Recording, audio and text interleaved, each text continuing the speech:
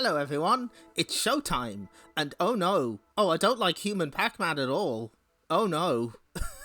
Oh, I don't like it. Oh, immediately put the puka hat on, you people know what's up. Okay, hello. Hi. So, this is it, this is the end of Namco Museum. That means that I no longer get to use Idolmaster music for my intros.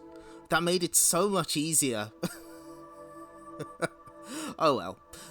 So, if you're curious, here's all the information you'd ever need about the albums that I was getting that music from.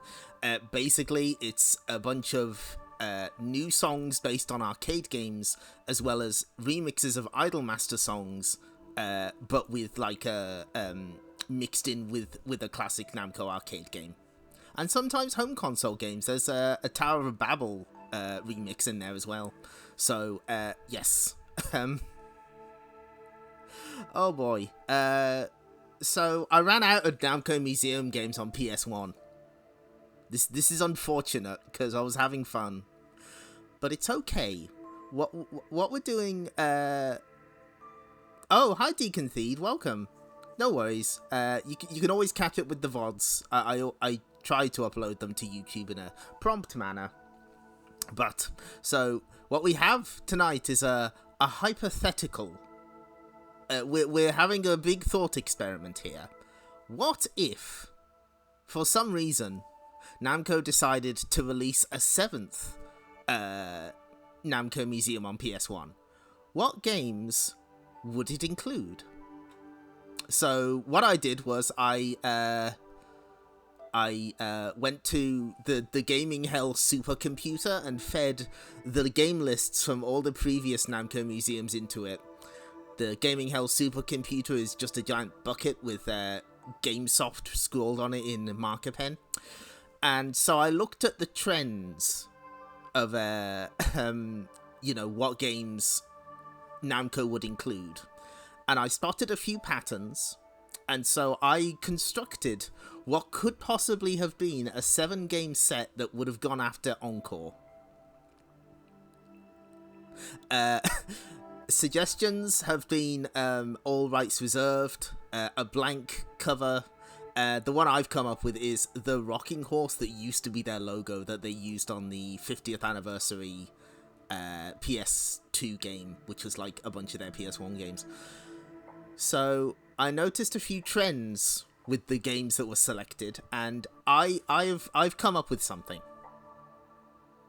So what we're gonna do is, with Arcade Archives, Namco Museum Switch, and Pac-Man Museum Plus. Yeah, Nam Collection, that was it, thank you. I was getting it mixed up with the Digital Eclipse one. So we're going to showcase the 7 games I think would have been on there. You're probably thinking, wouldn't this have been easier to do in MAME? Yes. Probably. I need to figure out a solution for MAME because I don't think using a second screen is going to work as of right now, because for some reason I can't figure out how to connect my...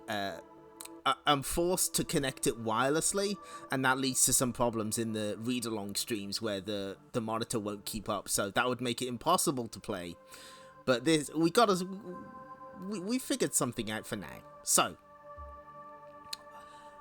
the first trend that I noticed in Namco Museum games is that there's always a game that has a Namco character that Namco likes referencing, or is fairly popular. In the intro to Namco Museum Encore, each museum is represented by like a star character. So, Pac-Man and Miss Pac-Man were Museum 1, Mappy was Museum 2, Gil from the Tower of Druaga was Museum 3, Tyra from the Genji and Heiki clans was Museum 4, Valkyrie was Museum 5. Mr. Driller's dad.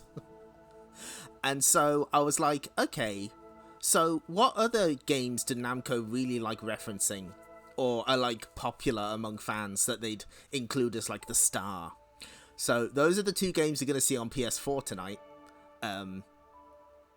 for reasons that will become obvious. So let's start with the crowd pleaser. This is Burning Force. Hiromi Tennoji. She herself.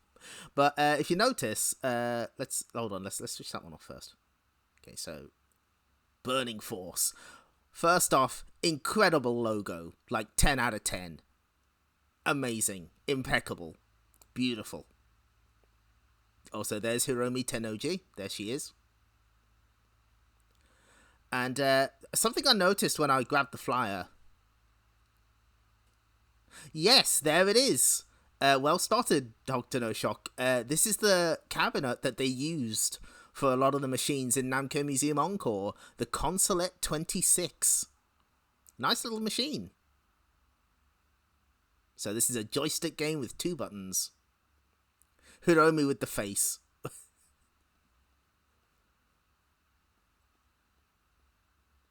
Yep.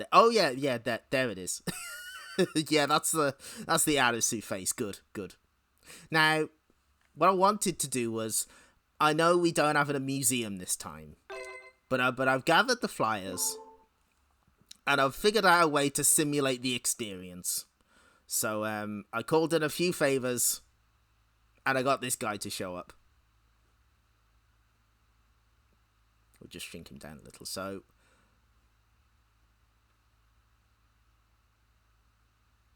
there we go. That Pac-Man is just going to be here, and he's going to point sometimes. Hi, JP Ronnie. Pac-Man is also featuring Hiromi's derriere. That is true. The iconic art for me is the one for the Mega Drive port. Wait, why isn't he holding a gun? Good question. I decided not to let him have the gun today. So we can change the game name.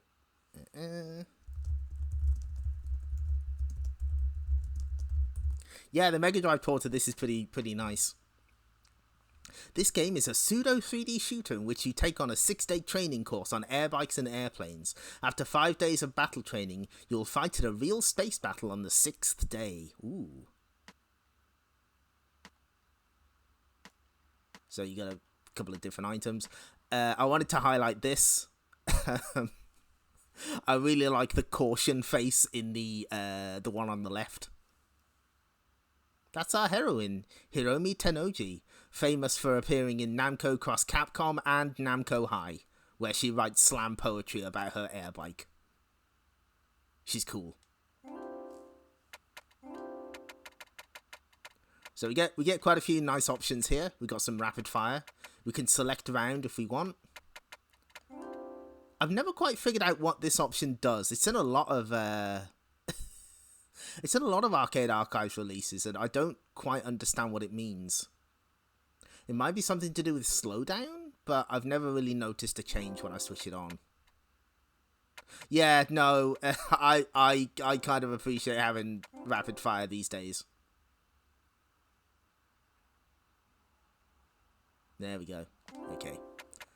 Now, what did I have the buttons set as?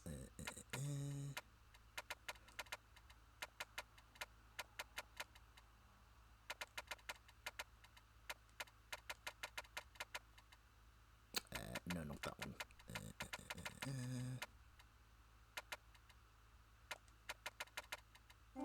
Okay, let's go. Oh, no. Did I fuck this up? Yes, I did. Oh, this is a disaster. What am I doing? Shoot. Missile. There we go. That's better.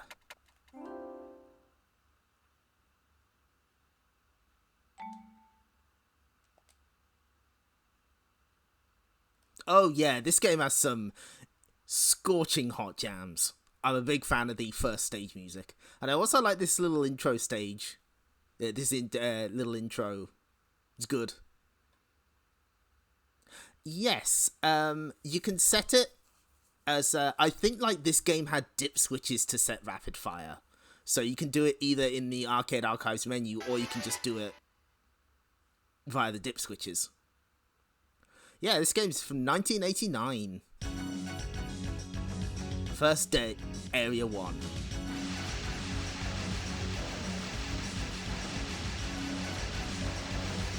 So, this is sort of a Space Harrier-like, but in these early stages, you don't actually move up and down.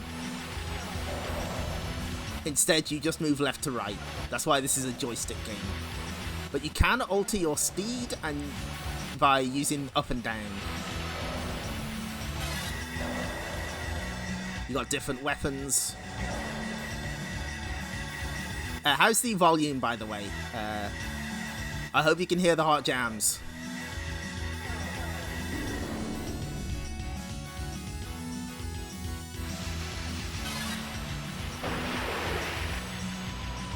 Yeah, later stages you do actually change to a ship. These jams are burning, that's right. Hi, Shark. Hi, Shark. Okay, thank you. Good.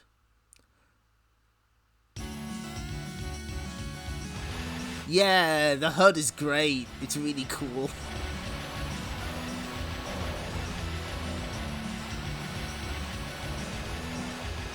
So we also have a missile that will get rid of a bunch of enemies on screen, but we only have a limited supply. Oh, not enough gas on that jump. Because, yeah, there's ramps and stuff as well, so you can get mad air, as the kids used to say, probably. Hey, there we go. We've upgraded our missiles. So yeah, it's kind of more going on with this game than you think. Jams are hot and audible, good. Yeah, the Mega Drive version doesn't sound too bad either. Ooh, scaling. So, ooh. Oh, thank you. Hit point. Yeah, at this point in time, Namco is absolutely obsessed with scaling. So now we're more Space Harrier, more Star Fox-esque.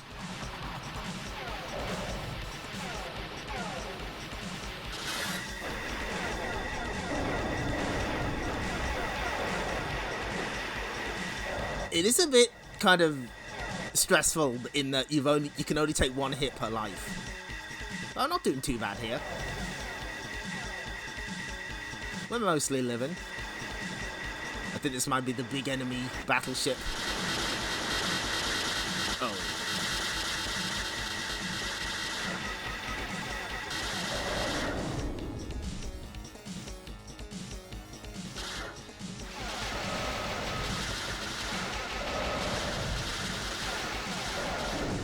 Oh no! Game over.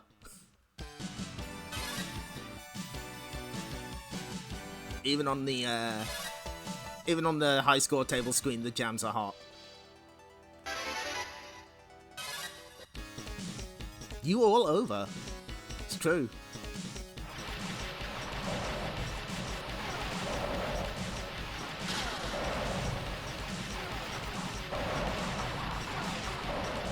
So you do have to restart from the beginning of a stage if you have to continue, but you still get but you can select whatever round you want to start at, which is nice. Similar to Marvel, I think Marvel Land has a similar feature, if I remember right. Oh dear, oh dear. Yeah, she's I'm glad she's able to land safely back on her bike.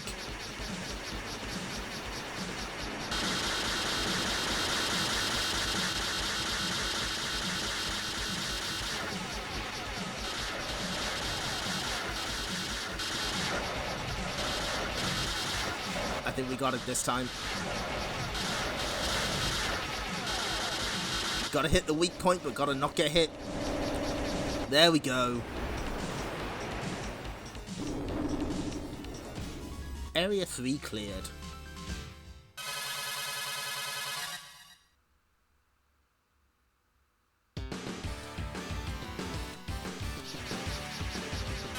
Oh, okay, bonus stage.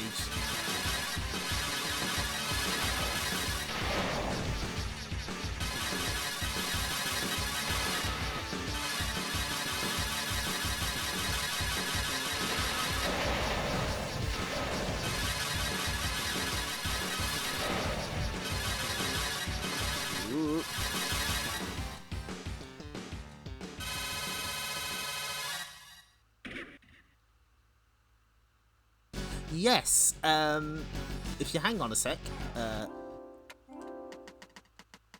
Yep, this game is a pseudo 3D shooter in which you take on a 6-day training course on air bikes and airplanes. After 5 days of battle training, you will fight in a real space battle on the 6th day. This is the... Hey, you can make a gradient like this in MS Paint. That makes it valid. Yeah, it's basically image fight. I've heard this game gets extremely difficult, by the way. So we're not beating it tonight, but I wanted to show off like a decent amount of it. So.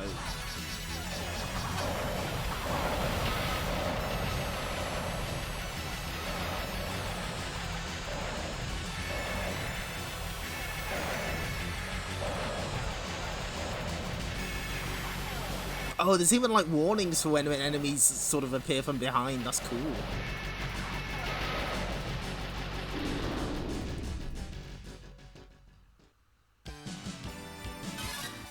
Yeah, the final stage is we play Burning Force for real.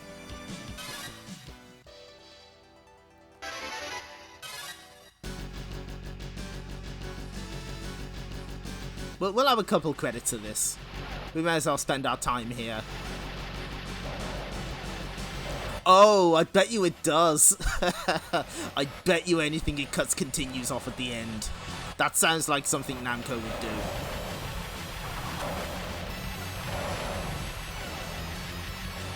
If you die in the final day, you die for real. That JP Ronnie beat me to it. Very good.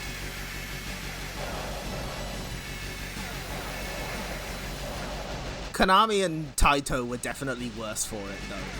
They would do that shit all the time.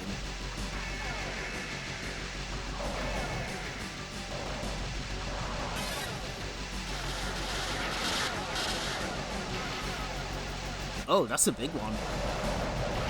Oh, no.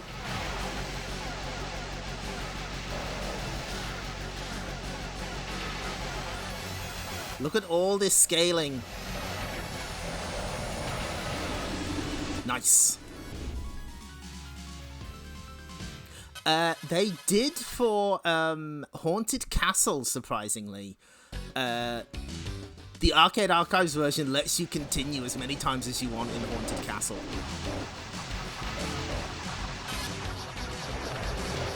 I don't know if there was like a specific revision that they used that maybe had that option, but yeah, Arcade Archives Haunted Castle lets you continue as much as you want. Yeah, very welcome. Doesn't help me beat the game though.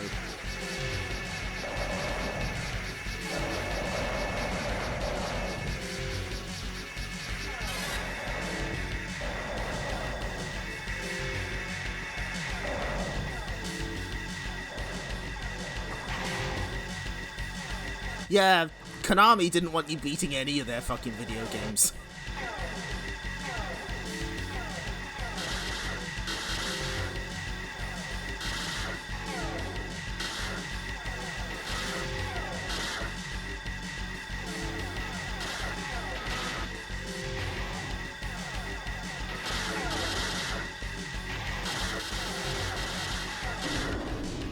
Very Space Harrier-like boss, this. But again, this game doesn't really play too much like Space Harrier. Oops.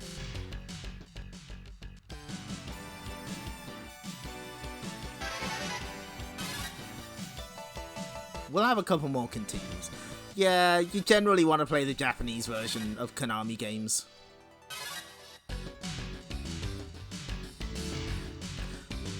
Actually, that reminds me. Has anyone here... has anyone here played Asterix, the Konami game? That game is so weird. Like, it's a brawler that also has platforming sections. I played through it with a friend recently, and I was kind of struck by how it sort of tried to add platformer bits with limited success. Presentation's really on point, but you know, that's Konami. That's what they're gonna do with their brawlers.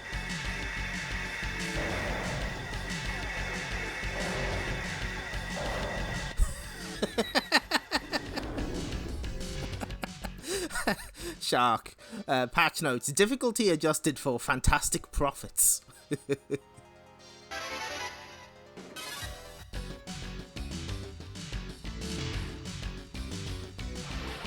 Yeah, I believe it was the only Japanese release for an Asterix game. The thing is, Asterix wasn't really doing that much at that point in history, so like there wasn't like any animated films or anything. So I'm not sure why did Konami pick up the license?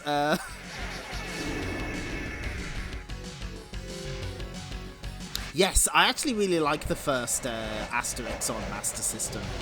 That's pretty alright.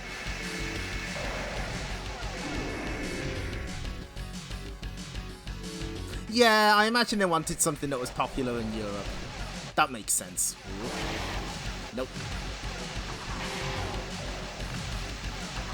Absolutely not. Not making it.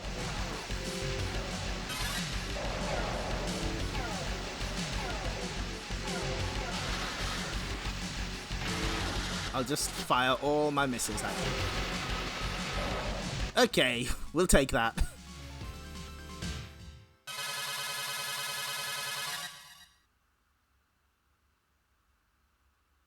Yeah, I guess they was snapping up anything that could be remotely popular.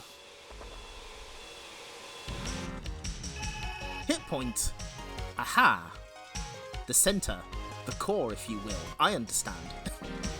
I like that there's a tiny little lady telling me how to beat the boss. That's cute.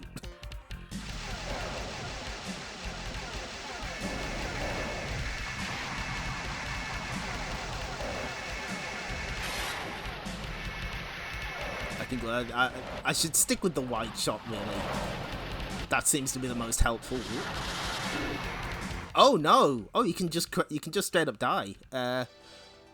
Did Bucky O'Hare count as popular? That's a good question. And of course, Moon Mesa. Hey, listen, Moon Mesa's coming back, alright? Moon Mesa's gonna have a great vogue in 2024. Someone picked up the rights recently and they're gonna make a video game. Just you wait.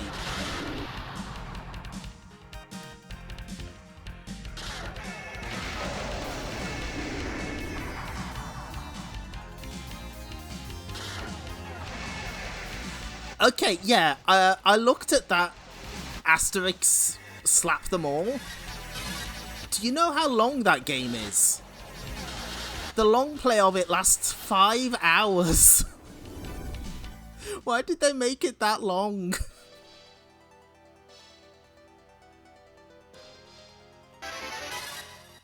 Yes, I know which Shmuplations thing you're talking about. Yeah, I remember that one. Yeah, the tick levels of length. I have absolutely no idea why it's that long.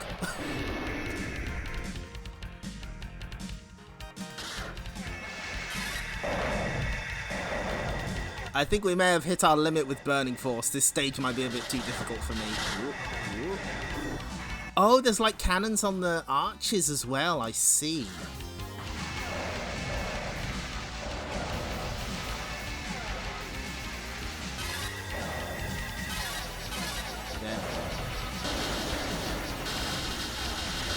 Oh, you can cause the game to slow down as well. Good.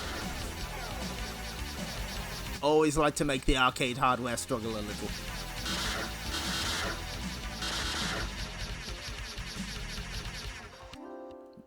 Yeah, I'm kind of hoping that they get Cowboys of Moon Mesa on Arcade Archives, just so more people can see the time up mechanic, which I could not believe when I saw it.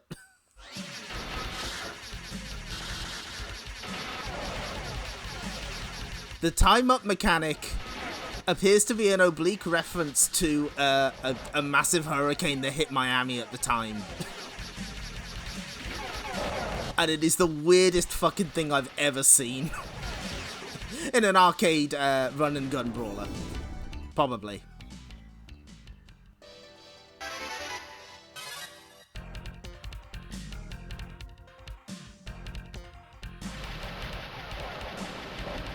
I'd be okay with Biker Mice from Mars returning, but only if they still get the Snickers sponsorship. That's like the most important thing. That's absolutely crucial.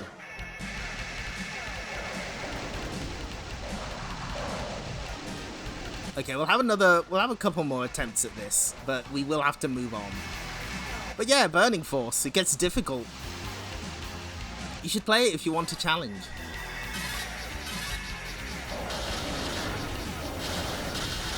Oh, jeez. Okay.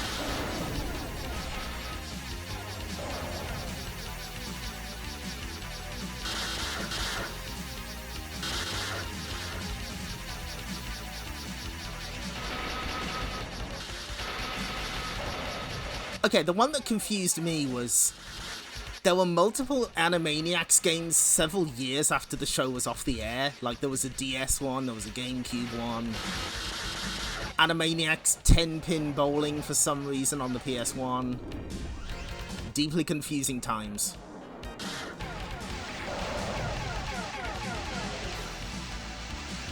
I think we might have him this time. Yes! Got him!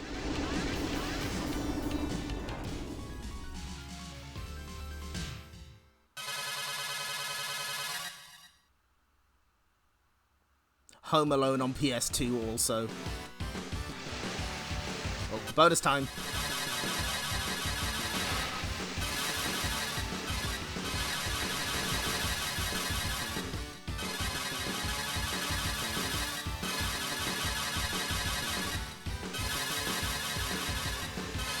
Oh, there's some 1,000 points bonuses hiding in this one.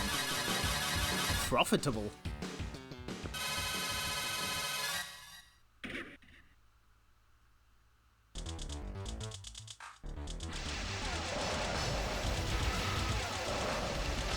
Oh, look at this stage. Wow.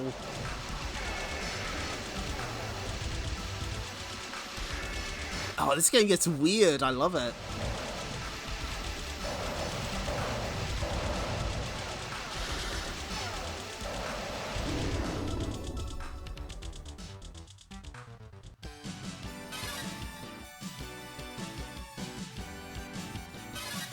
We couldn't quite make it to 80,000, alas.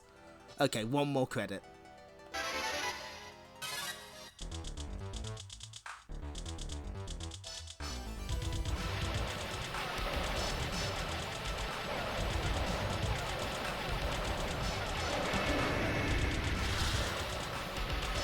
Raves, play if you want a challenge. That's good, thank you. I'm glad that raves and graves are becoming common stream vernacular. Yeah, I'm not sure what's going on in the background either. It's getting a bit wild out there.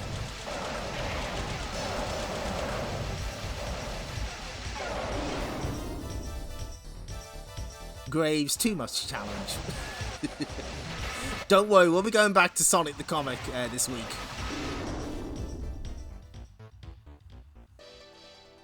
Okay, one more credit.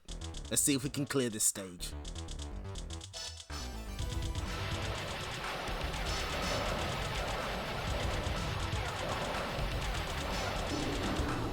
Oh, direct hit.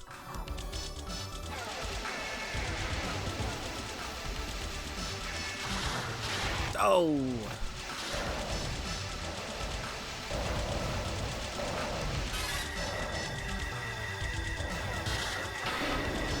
Oh, sick. Nice.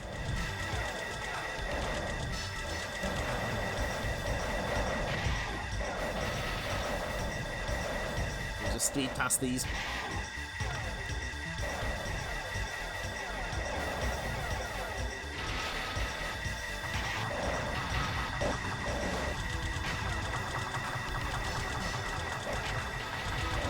I'll have to check another time if this shared staff with Steel Gunner. I kind of get similar vibes from both games. Oh, look at this dude! Oh! Their little tokusatsu group. Oh, that's sick!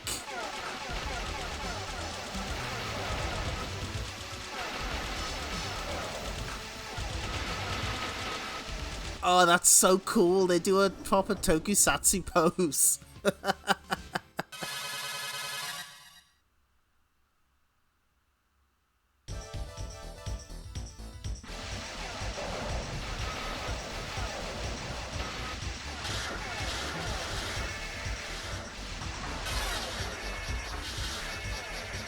man, this game gets really difficult.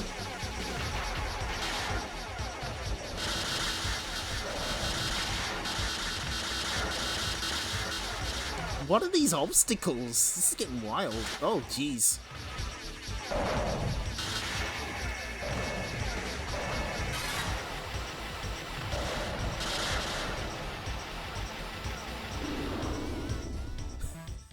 Yeah, whoever made this simulation was just a Sentai fan.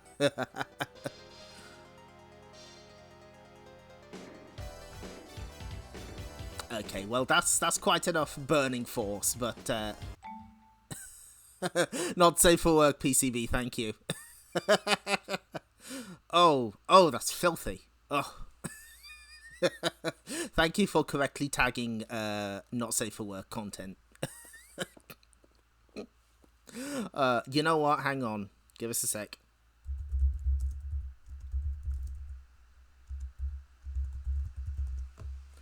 I don't. It wouldn't feel right to not show off one of my favorite Mega Drive box arts before we leave Burning Force.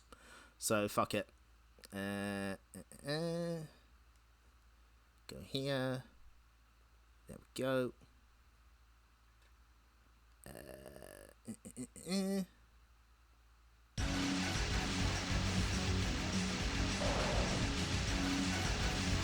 There we are. This is the Japanese box art for the Mega Drive port. Wait, hold on. Pac-Man. Please don't. That was also used for the PAL version, surprisingly. Very good art. Big fan. Okay, right, so that's Burning Force. Well, what would Miss Pac-Man have said if she wasn't dead? She's not allowed to comment. So where's now playing? There we are.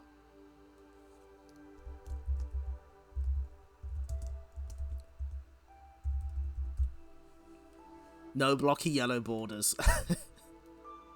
Yeah, the MD port seems pretty alright as far as I'm aware. I don't think any of the Namco stuff got Tosei'd. They did get Now Production though. Maybe we'll see Now Production later in this stream. Ooh, that's foreshadowing. So here's our next game. This is part of the games that Namco loves referencing in other games, and could be the star of the museum. Youkai Dochuuki.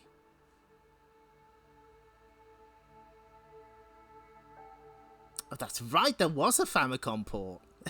Yeah. I think of it being Tosei'd because The Legend of Valkyrie got Tosei'd pretty hard on PC Engine. So yeah, this game is frequently referenced. There's the main character appears. I think it appears in all of the Project Cross Zone games. Is this little guy called Tarosuke? Hold on, wait. What am I? Oh, okay. Yeah. So this translates to like Phantom Travel Diary or something. I'm sorry, Shark. I didn't mean to. I know it's too soon. Now here's this is a trip through hell and the afterlife. Oh, there's an English version, is there? I don't know where the fuck this came from. I have absolutely no idea. I know that MAME has supported a version of this called Shadowland for a long time.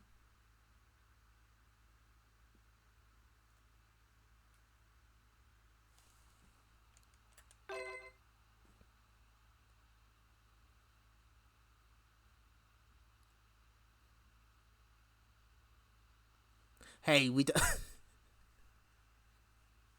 Oh! Gambare Nippon. Oh, did it... Oh, was that on the... Oh, yeah, there it is. Good start. I guess this must have been part... well, wait, what year was this? Hold on. 87. Yeah, the Game & Watch Gallery series is Tosei's finest work. Game Boy Gallery, on the other hand, maybe not so much. 87, yeah. When did Japan have the Olympics then? Was that 88? Hi, Water. We're having a big thought experiment tonight. We're exploring the possibilities of a Namco Museum Volume 7. So let's check the manual. Control Tarosuke to make your way past obstacles and progress through the world of Jigoku, or Buddhist Hell, navigating from earthly reincarnation to your goal, Heaven. The game is comprised of 5 worlds: Entry to Hell, the Path of Penance, Sea of Ghosts, Valley of Judgment, and Earthly Reincarnation. The ending varies depending on the conditions you meet in earthly reincarnation. So there's a couple of tips. We can gamble in Entry to Hell. There's a weird setting to have the timer display. Oh, it was sale. Okay, thank you. So, yeah, there's like, you can display the timer to show the timing of the appearance of enemies. Which is very... I still don't know what toggle hellfire means. I still haven't figured that out. And here's the instruction cards. Oh, I'm sorry. Is this Sail Symphony? Yes, I knew it. Good. Oh, okay. I believe, yes. I think that might be in the arcade version as well. This is a game about being a good person in the afterlife. So let me check my button settings. Well, let's switch the timer display off. We don't need that. Buttons. I'm playing on pad just for convenience. Attack and nope, that's jump. That's attack. There we go.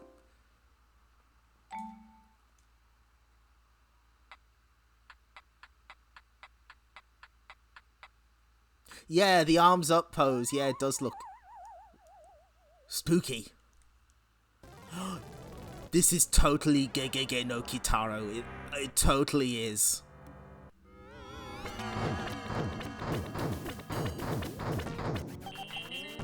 So, there's no score in this game, but you're judged by, like, I think how much money you get and who you kill. It has a very jaunty atmosphere for what's essentially a journey through the afterlife.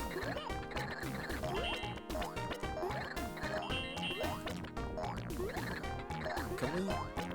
I wanna get that. Alright, there we go.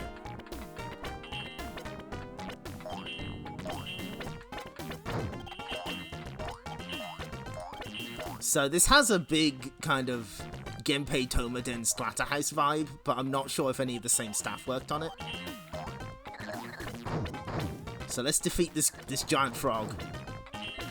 You're probably wondering, well, wait, what's so English about this version? Well, I'll tell you a good thing. Step on one of the little frogs and climb up to the top. Can we gamble? I want to gamble. Oh, here we go. Oh, it's time to gamble. Come on in. Do your best to earn as much as possible. The rate is 2,000 a roll. Okay, ready? Even, odd, give up. You know what? I'm feeling even. The dice is in the cup. Come on, let's go. Even. Hell yes. Well, okay, next game. We'll change the rate to 5,000 per roll, mister. Oh, well, oops. I dawdled too much. Even. Oh, I'm on a hot streak. Well, okay, next game. Oh. 10,000 per roll. You know what? No, I've had enough gambling. Come back some other time. I like that they shift the giant status bar over for that. That's really funny.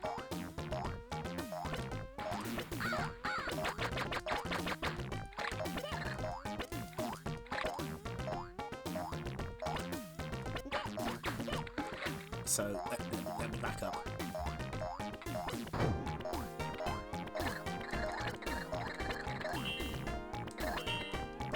So yeah, this is kind of a basic platformer, but it has like a lot of presentation chops, I suppose you'd call them. But I'm absolutely terrible at this. I've never beaten the first stage. How do I... Oh, that's right. Okay, so you can also charge up your spirit shot, but you have to hold down.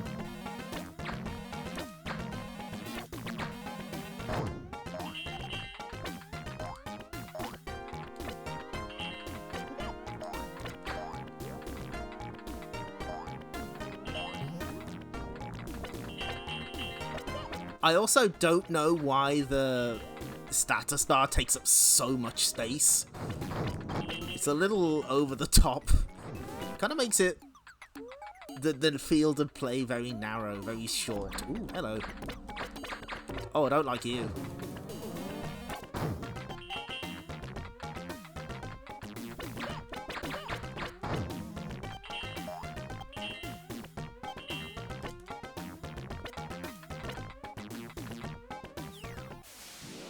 I'm the guard of the gate.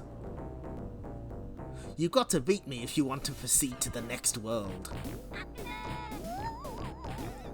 And then... Oh! Okay.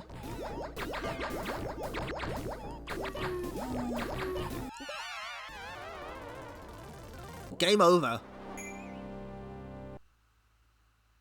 No. I'm assuming that it's official, because... generally, Arcade Archives releases are based on the real thing. I don't know the exact process, but I have heard that they'll like source original boards and stuff. But like, I don't. Maybe this was just like, I don't know. I don't know where this came from. You could. Oh, it doesn't summon the ghost for you automatically. It does here. That's interesting. So let's see if we can beat the first stage of this. Oh, you can move around here. Okay, cool. No, this has got no continues. Because fuck you. Also, one life.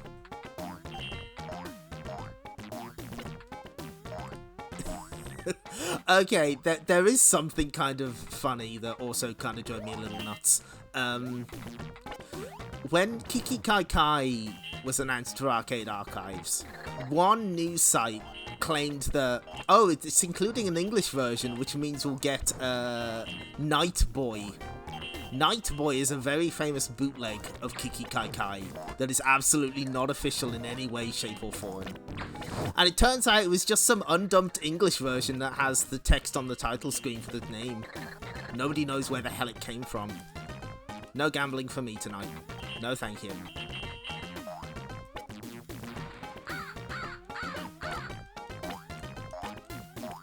Also, your shot has to return to you. If it doesn't, for some reason, you're defenseless.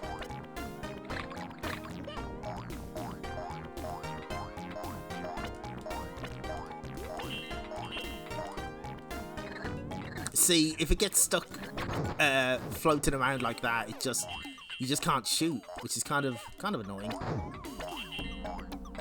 I don't have much experience with the PC Engine or Famicom ports, though.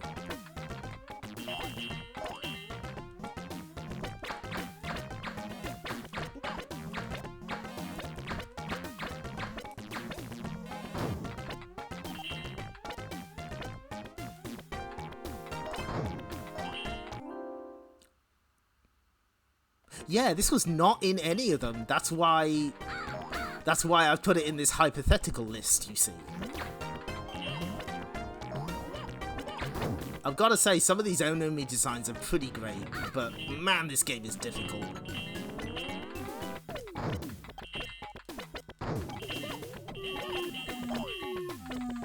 Also, low health warning. Very good and cool.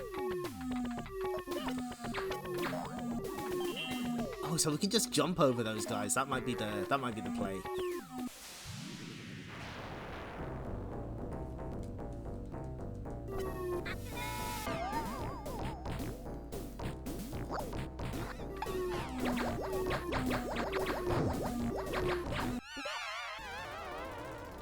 So is there any...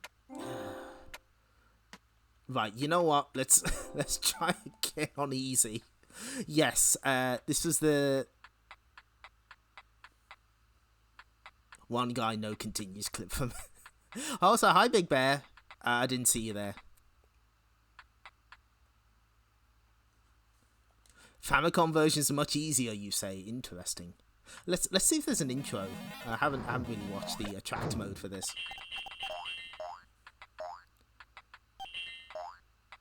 So yeah, really interesting game from a presentation perspective, but very difficult. Good luck. This is also one of the few Arcade Archives releases. Because there's no score aside from money, they changed the way trophies work, so you get one for clearing a stage. But yeah, after the PS1 era, quite a few of the Namco museums were actually outsourced. Mass Media did a few. Digital Eclipse did one. Okay, there's only one demo cycle.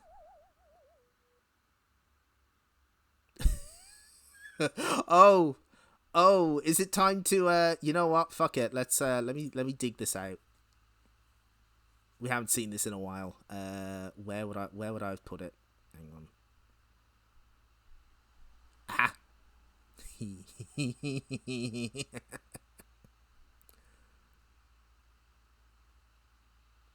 Yeah, it's nearly over. After Volume 5 and a Sinatra-style comeback with a collection called Encore, Namco will kill their museum series. We don't expect grown men to weep openly, but then we don't anticipate street parties either. It's hard to get excited about the series either way. How can you praise games that clearly don't cut the mustard anymore? And how can you kick out an elderly code that fought and died in the arcades for the likes of us? This is the review from Games Master. They hated this. This may seem like a harsh score. We've nothing against the games, but they simply don't stand the test of time.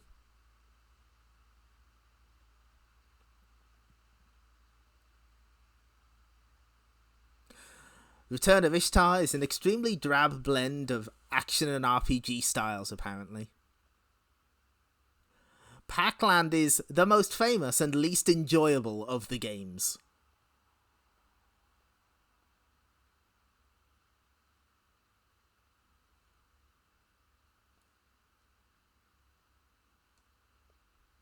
Hold on, wait. And the Genji and Heiki clans is described as like Captain Pugwash on a sugar overload.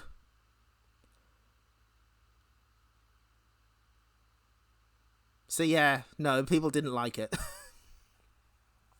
Yeah. Oh, I think it's pretty clear where I lie on the Arcade Archives. Hell yes, give me more. But Will, I bet you anything he was secretly Clyde. He just wanted to shit talk Pac-Man. It all makes sense now.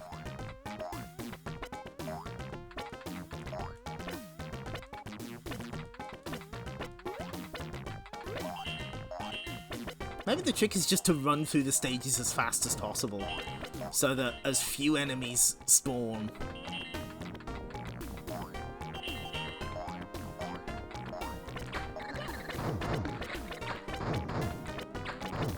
And yeah, that is very possible that they just had like a localization ready and they just didn't bother.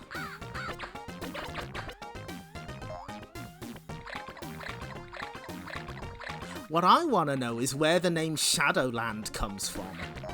Because that is something that's referenced in official Namco media. It's in the the English versions of the Namco timeline in Namco Museum. But I don't think the game was ever released under that name.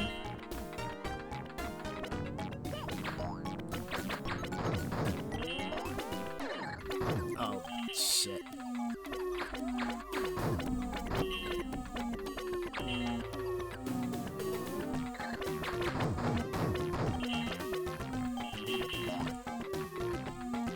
Whoop. I don't think I'm going to do it this time either.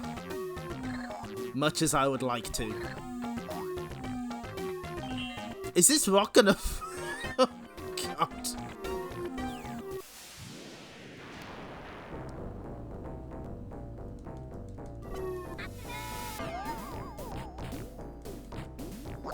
It might do. You know, Technic Beat never got a PAL release, and I kind of want a copy.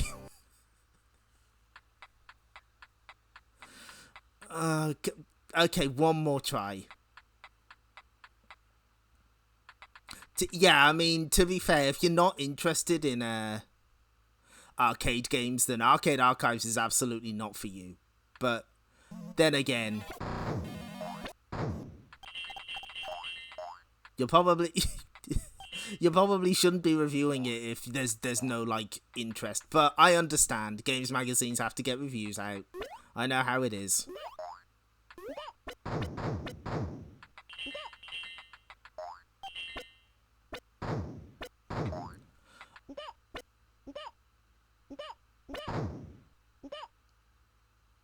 Okay, one more try. I want to beat the first fucking level. This is embarrassing otherwise.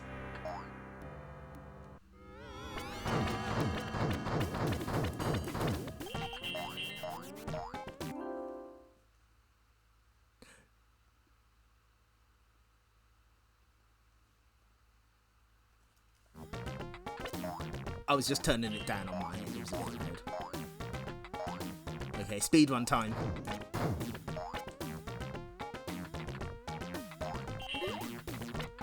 Oh, come on. Hi, Straw Bros.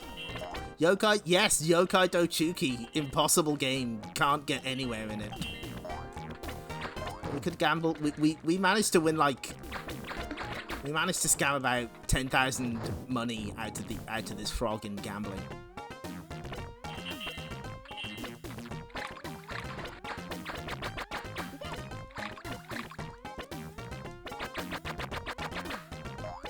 Okay, let me pass, thank you. No, stop it! Don't leave me alone.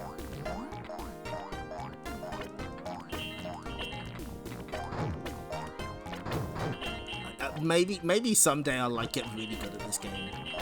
It's possible.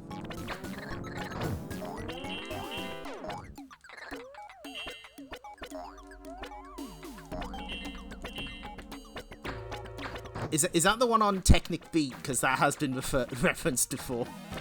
People love some Technic Beat here. Good.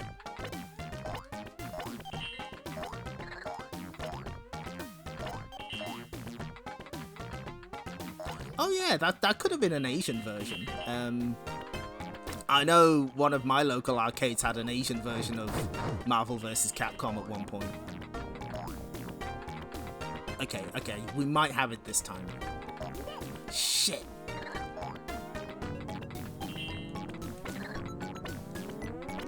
No, you get away from me. Yeah, I know you're the guardian of the gate. I understand. Okay, possess me, ghost lady.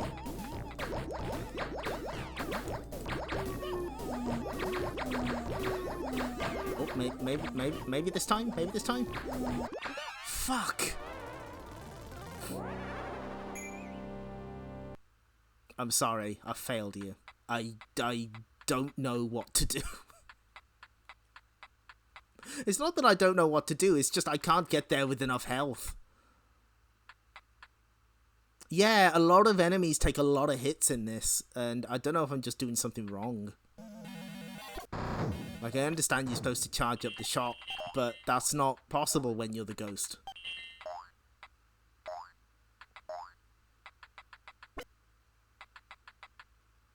Yeah, and there's those other enemies that just completely block shots that are meant to go to the boss.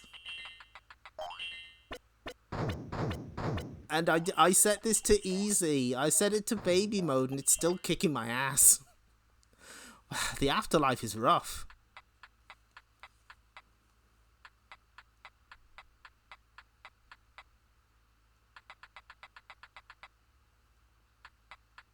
Okay, I think I think we've shown enough.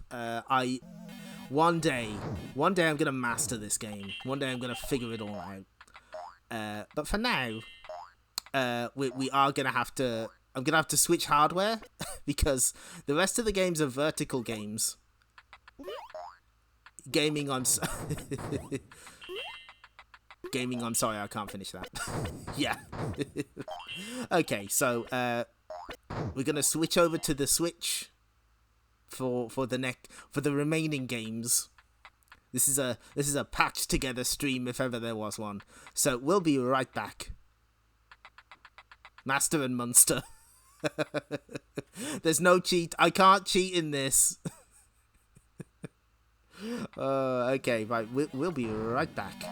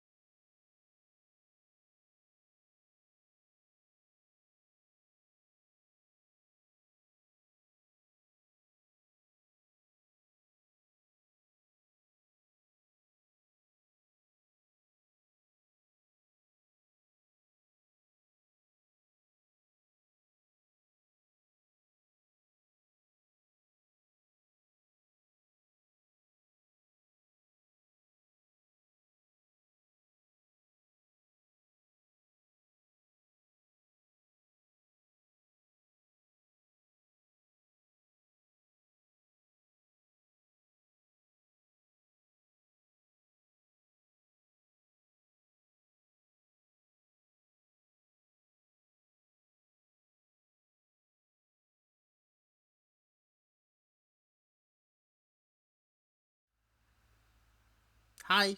Yes. Shinji Hosoe was part of. I think it was.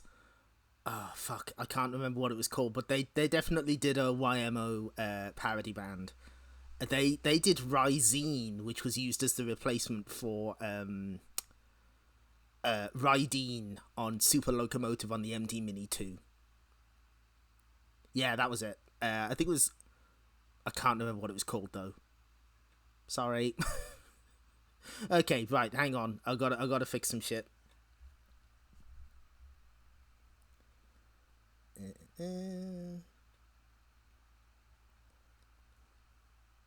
There we go. Okay, right. OMY. There we are. Oh, because it's YMO backwards. Yeah, there we are. Okay, so right. What's next on our list? Oh, wait. Hang on. Wait a minute. I forgot. I did receive a call while I was on my break. A very nice representative from Bandai Namco, Mr. Mishima, I think. Very odd. They sounded like they were talking from an active volcano. They explained to me that Pac-Man has to go. Our little Pac-Man buddy has been giving us the museum experience. Unfortunately, he's required in court right now. It's about his wife again. So, we've had to... They've sent me a replacement who's just as excited to be in any room as Pac-Man is. So, hang on. There. We'll just see to that. That's Miria from the Idolmaster, who is always happy to be in a room. And I was like, fuck it. We'll just have her in the corner. So yeah, now we have to play Pac-Man Museum. Because our next game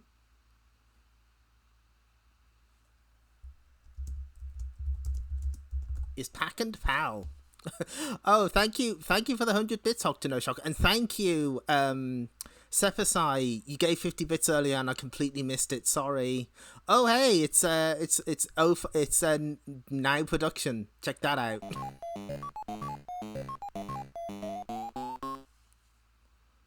Yeah, she's just gonna vibe there for the rest of the stream.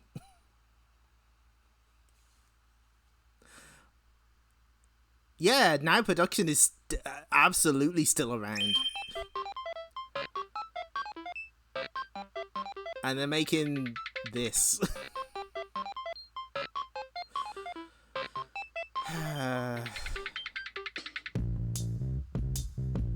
So, we're trapped. We're trapped here. There's no escape. This is the world's smallest arcade. Full of Pac-Man machines.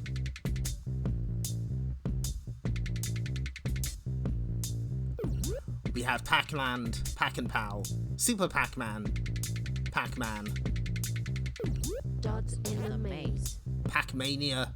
Lots of monsters. Oh, thank you, Deacon Thief. Thank you very much. I do appreciate it.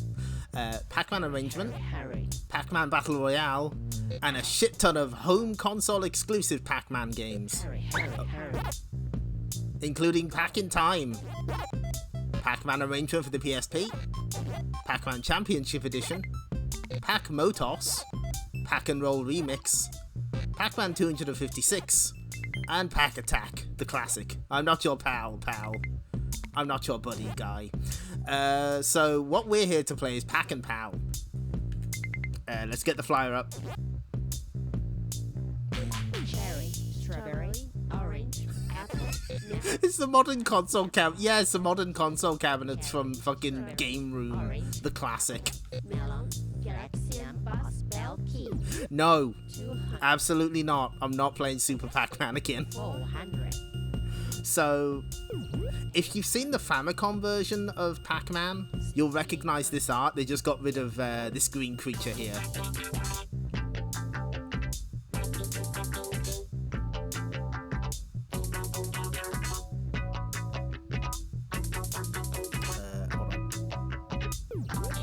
on.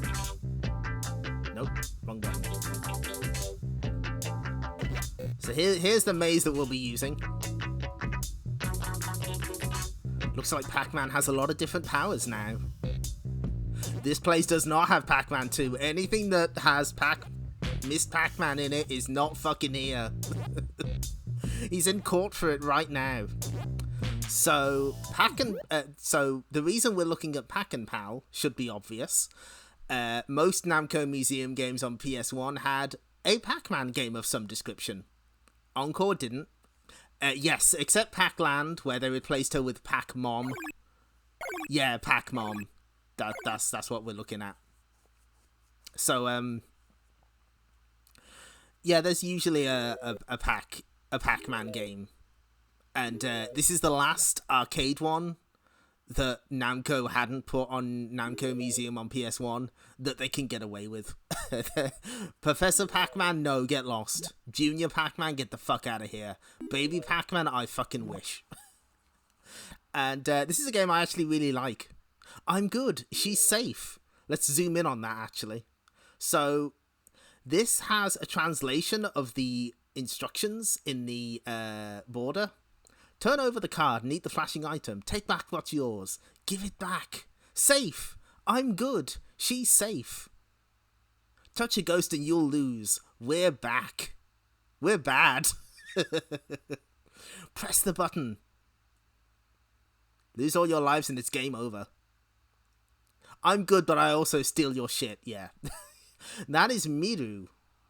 She is the pal of the title. But that's not what this game was always known as. I've got to get a link here. Hang on. So, if Pac-Man 2 is so good, why isn't there a Pac-Man 3? Good question. So, where is... here we go. So, this catalogue has a different version of... what the fuck? Okay. This catalogue has Pac-Man and Chomp Chomp. Hey, Pac-Man has a new friend, Chomp Chomp. Woof woof. He is the cutest little four-legged pup you ever did see. Chomp Chomp is wagging his tail, inviting you to play Pac-Man's newest game. Pac-Man, along with his new pal Chomp Chomp, has new and different ways to get those monsters. Pac-Man also has new targets to gobble up, and he even has time for a coffee break. Pac-Man attack. Tractor beam attack, ice attack, and smokescreen attack. Hehehe, make those monsters cry. Wow. On the rocks, please. Monster ice cubes, not bad.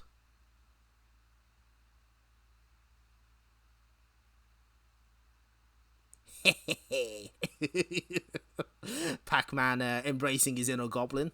So yeah, this plays a little differently. And yeah,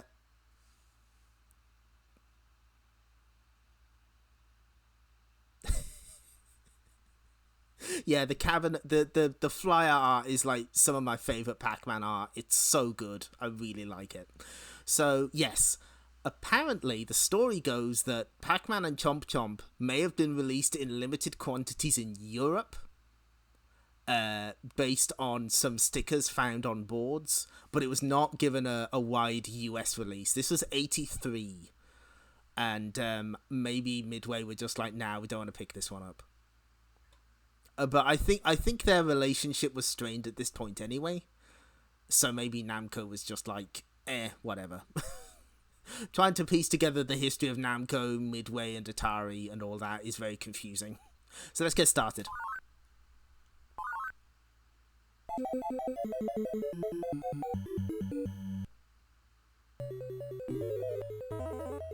So similar to Super Pac-Man.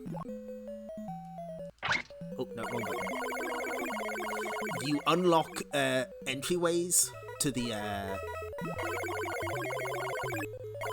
You have to unlock entryways to get the stuff, but always around the maze is little Miru, who will try to steal the stuff and bring it to the monster pen, and if she does, it disappears for good, and you lose any points you would have gained. But she also has a very predictable pattern. So if she does steal something, you can usually figure out where she's going to go and snaffle it from her. And this center area, the ghosts walk slowly through. It doesn't seem very Pac-like of her, no. Pal-like of her, no. But she's safe. She's good. She doesn't she doesn't hurt you. She can't kill you. So that makes her a pal of some description. But once you unlock an area, she's gonna go for whatever's in there and then return to, you know, whatever she normally does. Just patrol the area. I'm very good at this game.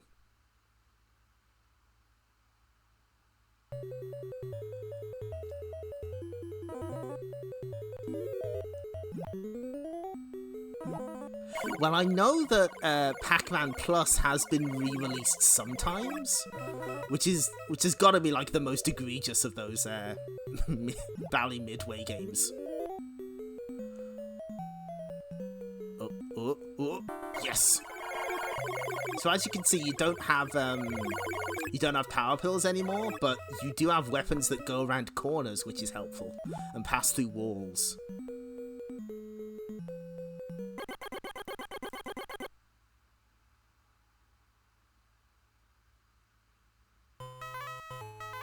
Oh, fuck. I think it's okay.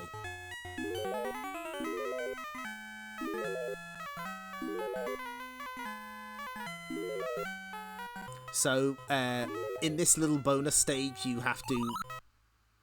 Shit, I forgot where to count from. So, like, the tens digit determines where Blinky is, and if you know where he is, you can keep that going for, like, a while. You can just get all the bonus points. You just have to remember where the counting starts. Oops.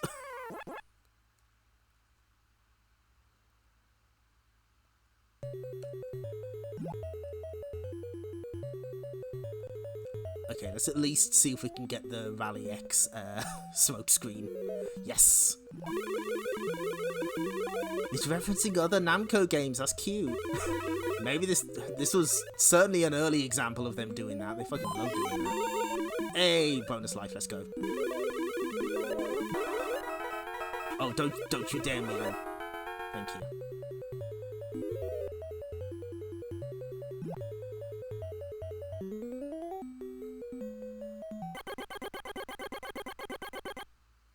Yeah, they are basically the same thing, but it's just a cute bit of flavor, I suppose. Yeah, Rally X does actually get mentioned in the Japanese flyer. So, like, it is an intentional reference. And I guess they finally sort of capitalized on the Galaxian boss showing up in the original Pac-Man. Oh, a pincer movement. I fell for the classic blunder. Miru, thank you. Also, one of the rare instances where you can actually go inside the monster pen if you want. Shit. Oh well.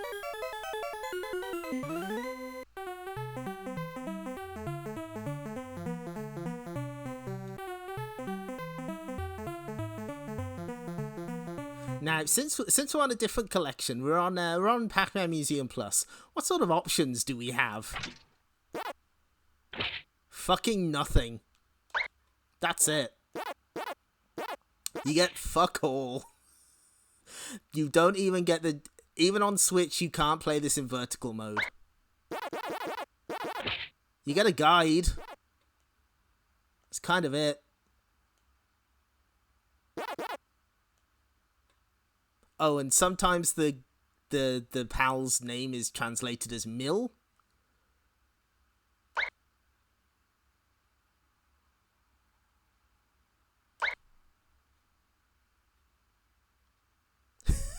Big fan of arcade collections with no dip switches, normal.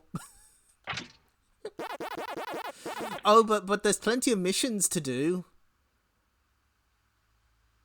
You got that. Mill, pal, prower. Thank you.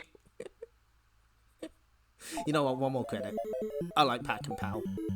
This is of all the Pac-Man sequels, I think this one is my favorite because I'm twisted.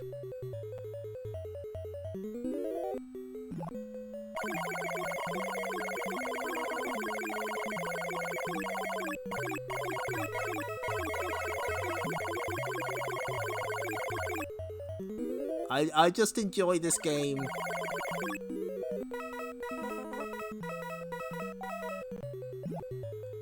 Oh, the thing is, they've done this multiple times now. There's 2 games called Pac-Man Museum. You know what the last one had? It had Miss Pac-Man. You know what? No, Mulligan. No.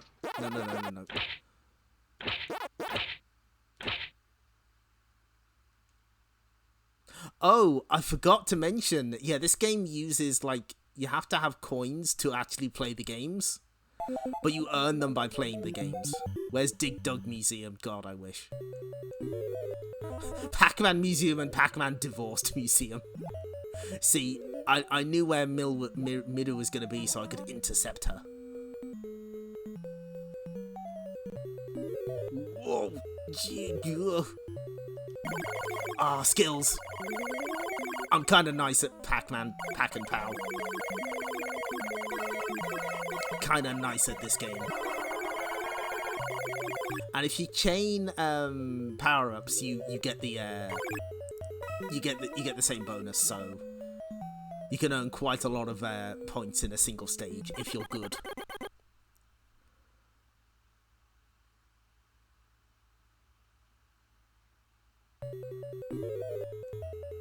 This is also the first Pac-Man game with background music, I believe.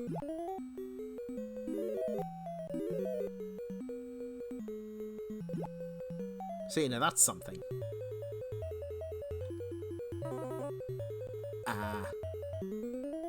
No, I think she's gonna get... Oh, no. Aha! Intercepted.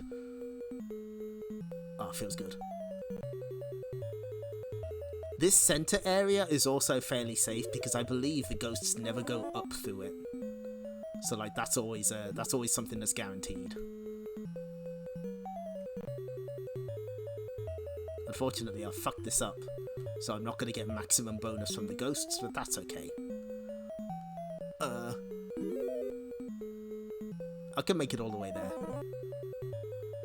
Also, Miru is slower when she's stealing something, so that's something you can use to your advantage as well. Oh shit! Hey, I'm kind of good at this. By the way, if you want all the trophies on the PlayStation or Xbox version of this, you're looking at about 40 hours. So, you know, have fun.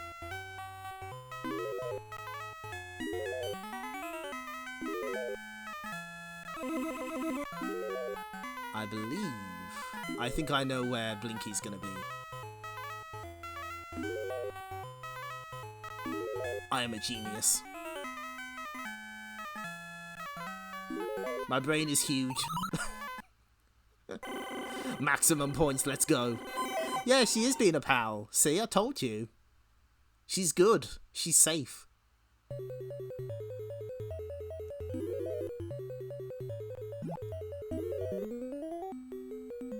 But yeah, I would... If you're curious about this collection, definitely, like... Wait for a discount. Fuck. Wait for a discount.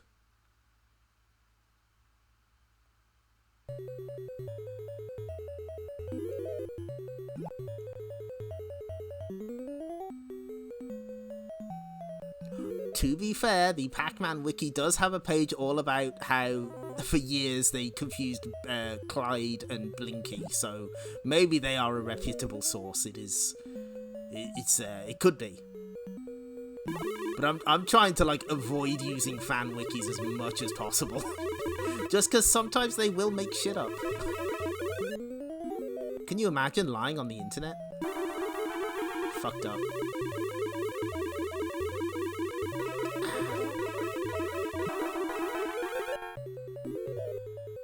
Okay, got it. Ah, yes. Imagine Minnie screaming at Pac-Man. I'm good, I'm safe, I'm good, chill.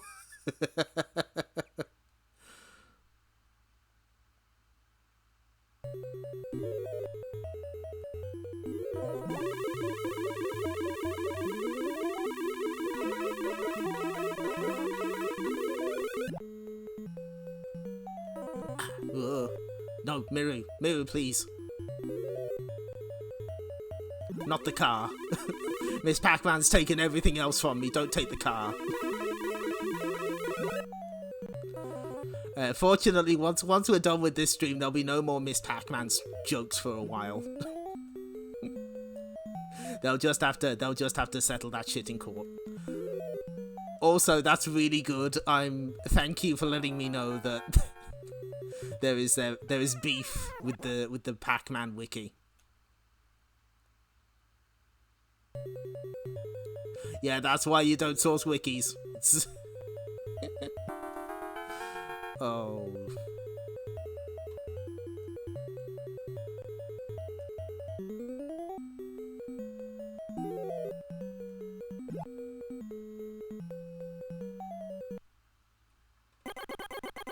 But Pac-Man is like the jolliest video game character of all time. He's just happy to be in a room. How could the manager of the wiki be a dick? That's not in the spirit of Pac-Man at all. Don't you know that Pac-Man is essentially what he believes?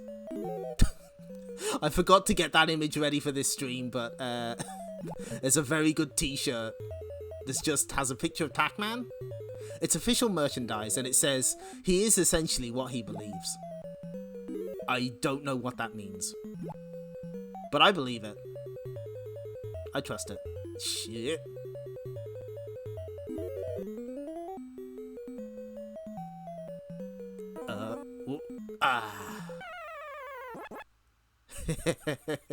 Oh, I'm sure we'll keep those jokes alive.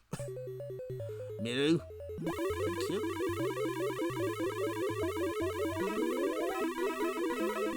I'm just glad I've finally got an excuse to play Pac Pal on stream.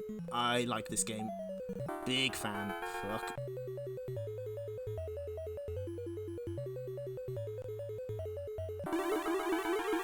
Okay, we just need to grab that one card. Yes! He is Pac-Man. He is Pac, therefore he is man, makes you think. Would you grab the image, Straw Bros? That'd be really helpful.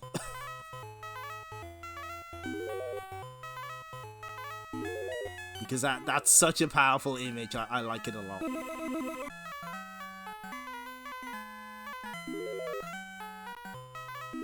Okay, let's clear this bonus stage and then we'll now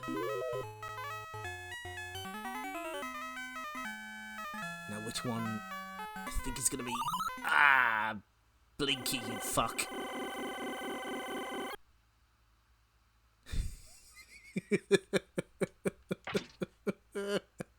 Thank you. Okay, well, we've got the source image there, so I'm gonna. The thing is, I have seen this like before. I'm certain. So what image can we get rid of? That one. Boop-de-boo.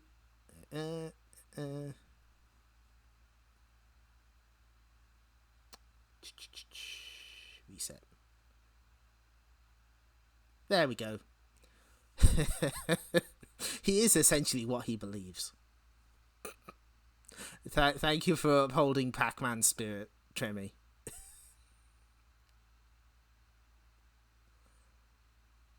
You know what, let's hold on. Let's wait for the animation to loop.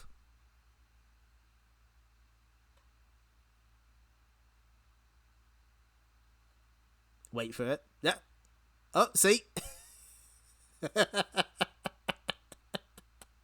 Good, okay. Yeah. That shirt is like a piece of evidence in the upcoming trial. Oh, please let me get one of the saxophones before I die. Yes. Oh. Oh, he's blasting out the hits. Oh, look at him dancing. Oh, Miru stole the key though. Fuck. Oh, 76800. We nearly got the funny number. Pac-Man toots as he pleases. Oh shit, that's a new high score. Hell yes.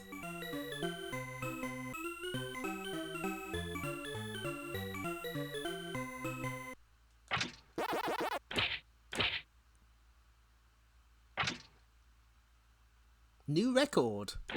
So yeah, as you play the games, you earn coins. You do missions. There is one cute thing I want to show though, just before we move on. Well, first off, there's also a gashapon machine.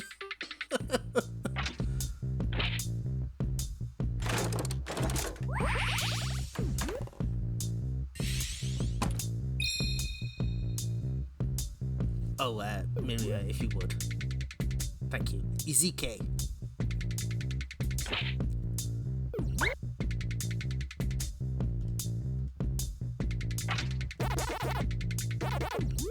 Oh, I'm scared to press this option. Lots of monsters to chase. Trot, trot, trot.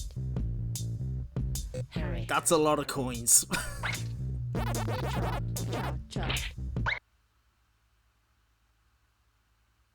So, there is a reason we're watching this.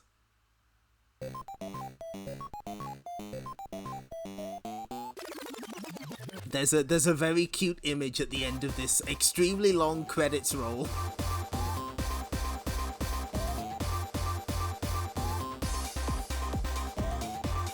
And there's also like this exclusive new remix. A lot of third-party licenses here.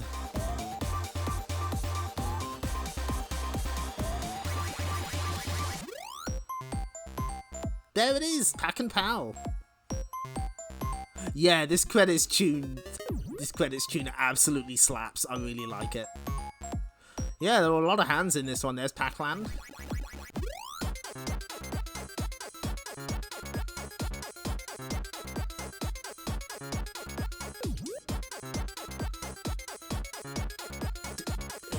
I don't know who Bill Cipher is though. Does anyone else know? Is this an in-joke the cool video game kids won't let me in on? He's a Gravity Falls character. Okay, thank you. He's a yellow oh. He's a yellow triangle. I completely understand. Someone was dedicated to the joke there. They were like, fuck it, I'm gonna master Pac-Man Museum Plus.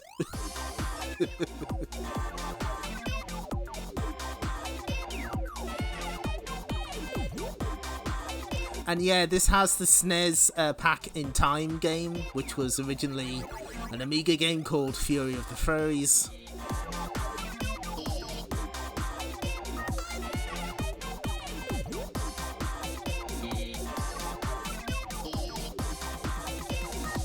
But yeah, sadly this does not have Pac-Man 2 The New Adventures.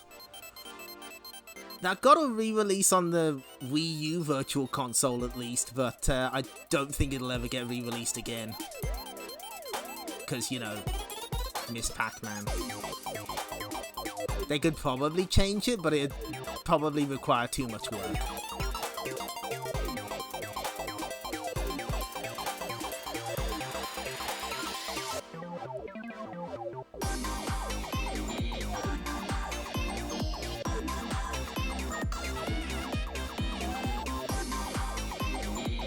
Anyway, trust me, the image at the end of this is worth it. Yeah, it's not, it's never what you think it is. They're just little fur balls, they're not, you know. Although I'd like someone to remake it, and it is like pure furry art. I think that would be good.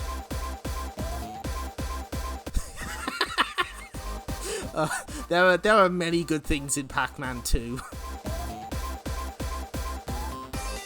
If I ever figure out how to play it, I should stream it. Just for the faces.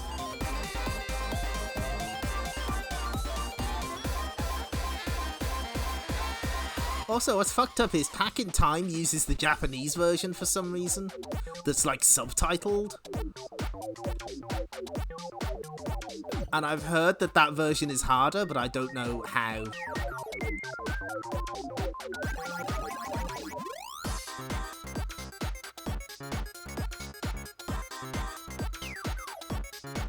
And yes, this is yet another version of Pac-Man Battle Royale that has no online. Local only.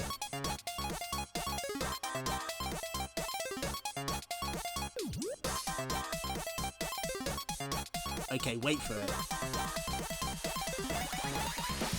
Look how sick this art is. That's so good. I love it. That's really good. Okay, well, that's enough Pac-Man Museum Plus. We're out.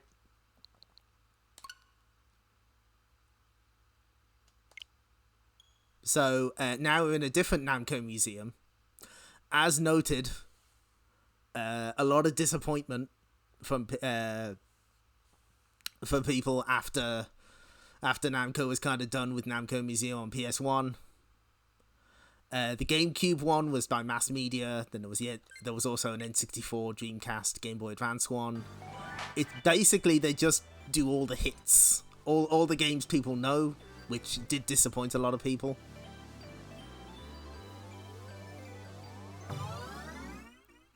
This Switch one is pretty alright though. It has Pac-Man, Galaga, Dig Dug, all normal so far. Oh, the Tower of Duraga, actually probably the best version. Sky Kid, that's a good game. Rolling Thunder. Galaga 88.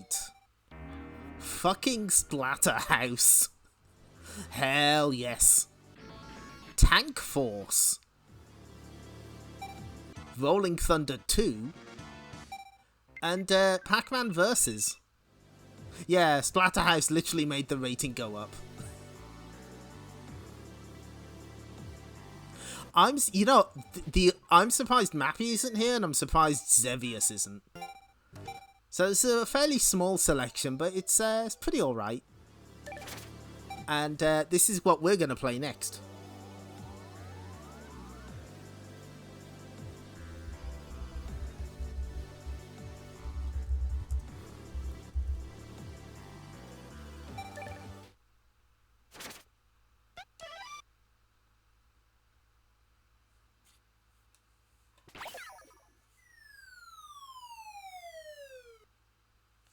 Yeah, I really like that Rolling Thunder 2 art. Interestingly, this uses the Japanese ROMs for all these games. And like Pac-Man Museum, it does like subtitles for some of them, for some reason.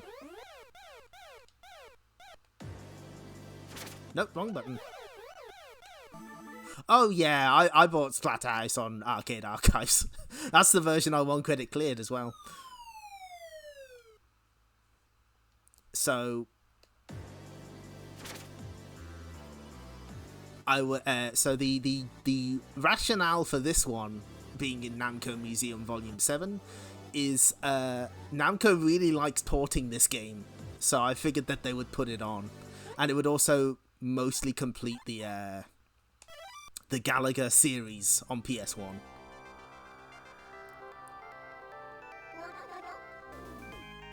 Oh, they're talking mad shit.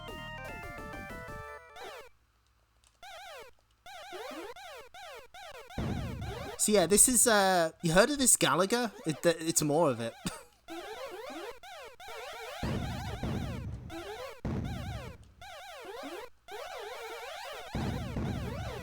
That's pretty much it. This was also, released on the PC Engine in the West as, oh, big ship.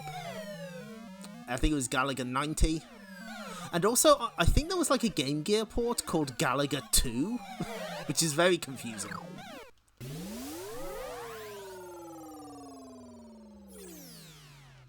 Yes, the problem with this collection, as I found, was Splatterhouse in particular kind of doesn't run so great in portable mode. Like it will stutter a bit, which is unfortunate.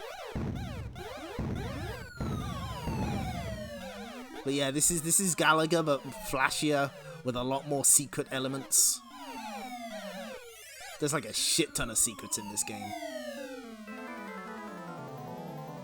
No, in Europe, for some reason it got a European release. Yeah, it was actually called Galaga 2.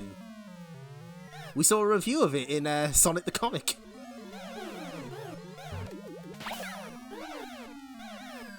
You can still do the classic dual fighter trick. In the 90s, that's Galactic Dancing.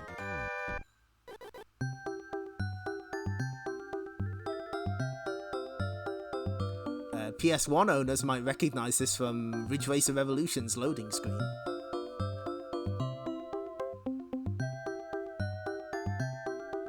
Now I could shoot them, but that would be very unstorting.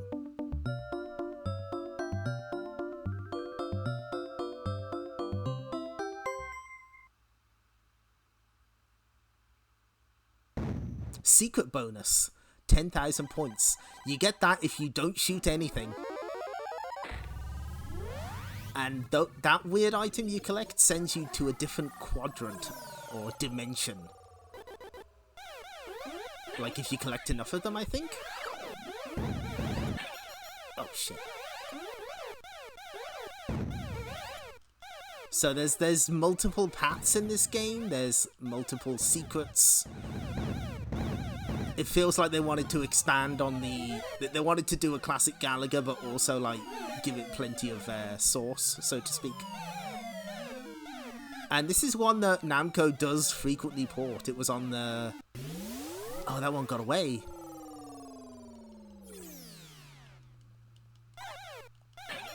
Is the song wrong in this version? Did they change it? I must admit, I'm not like super familiar with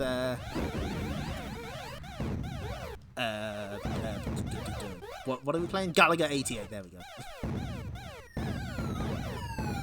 Because this is one that completely skipped me by. But I do like its presentation. It's got that kind of soft shading you'd see in a lot of 80s Namco games. Late 80s.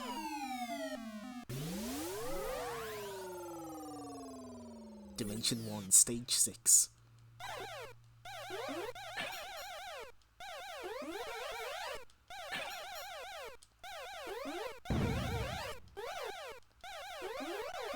I am on my last life, so I've got to make this count. Oh, the song's different in Ridge Racer Revolution. I see. Well, I think I think they have different songs depending on how far you go. And it still keeps track of your hit-miss ratio. I'm good at the video game.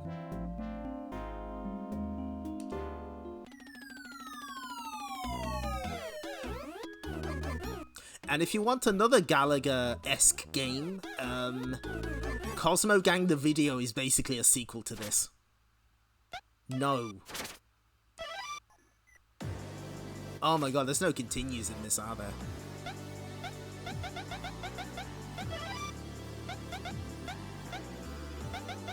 Oh, it's off by default, I understand. This collection also supports HD Rumble for some reason. It's very good though.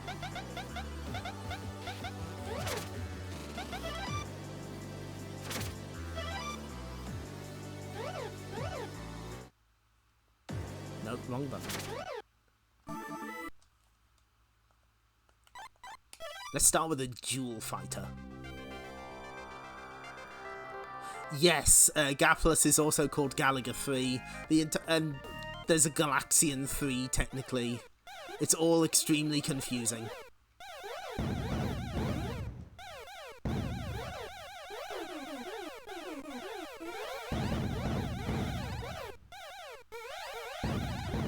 Actually, hang on, let's see if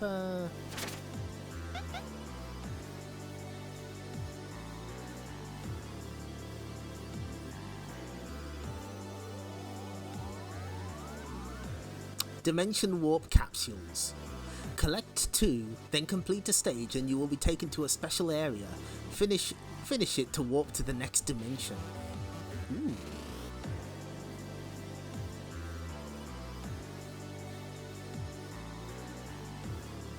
The character that appears once you complete stage 29 will change depending on the dimension you're in. If you think you're good enough, see if you can reach the final dimension. Now, let's see. forgot to get this in advance because I'm really smart. Where is it? Arcade endings.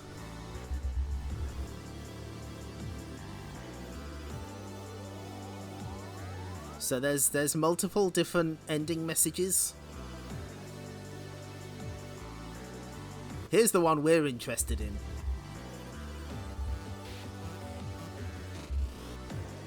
So it's actually the one that's being shown on screen right now. This is ending message number 4. From a safely returned spacefighter pilot to you who have fought with me all the way. So your mission is over, right? What are you going to do now? How about coming to my place this night? From now on, I want to be with you as a man and a woman.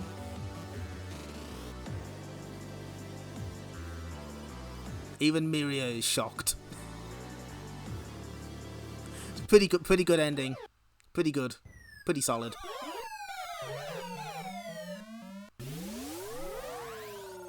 I know, it's absolutely scandalous.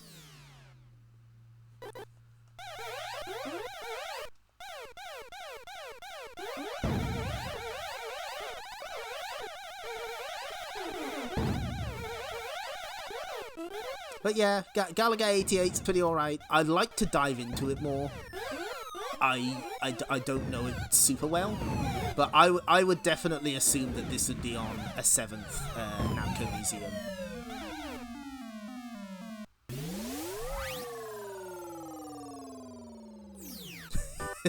Galaga 88 pushing heteronormativity, we hate to see it, yeah.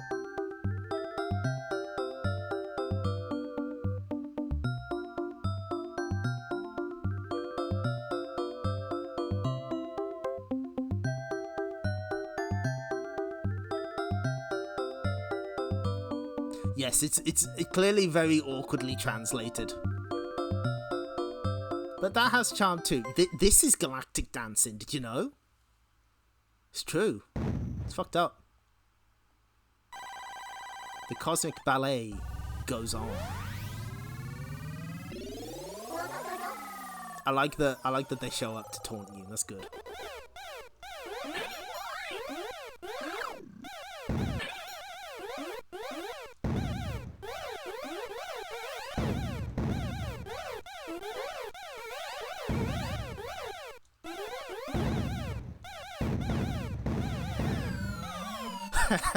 What if we saved the world from the 88th Galaga, and what if we were also both girls?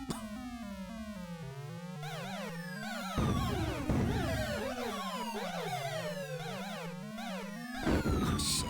Well, I'm not very good at Galaga 88, but if there was a Namco Museum Volume 7... Ooh, can we...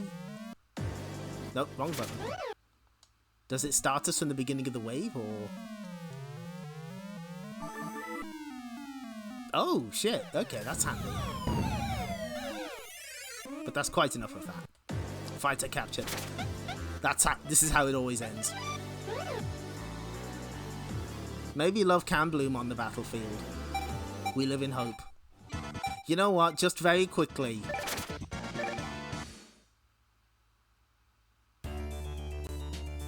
See, this is what they do. They like overlay these weird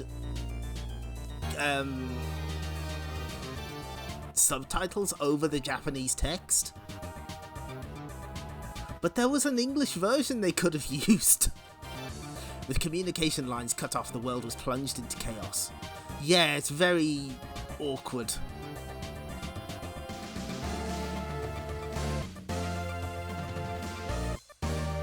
Previously destroyed, the Geldra organization has returned and began to wreak havoc. And so, no time to read that.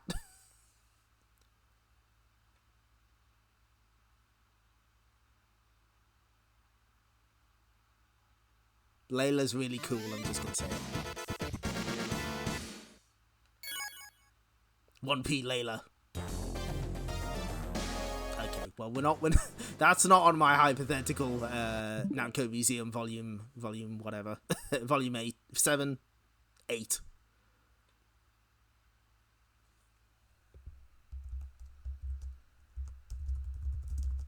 So we're moving on.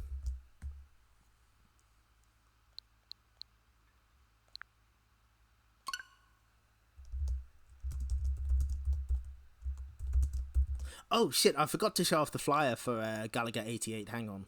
Wait a minute. Oh shit, I also forgot to promote myself because I wrote about Pac Pal.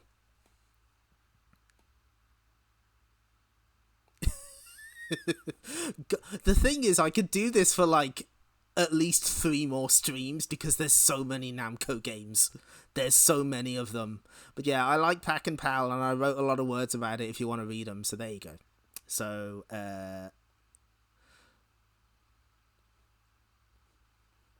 attention, all warriors of the universe. Lock all targets on the planet Galaga.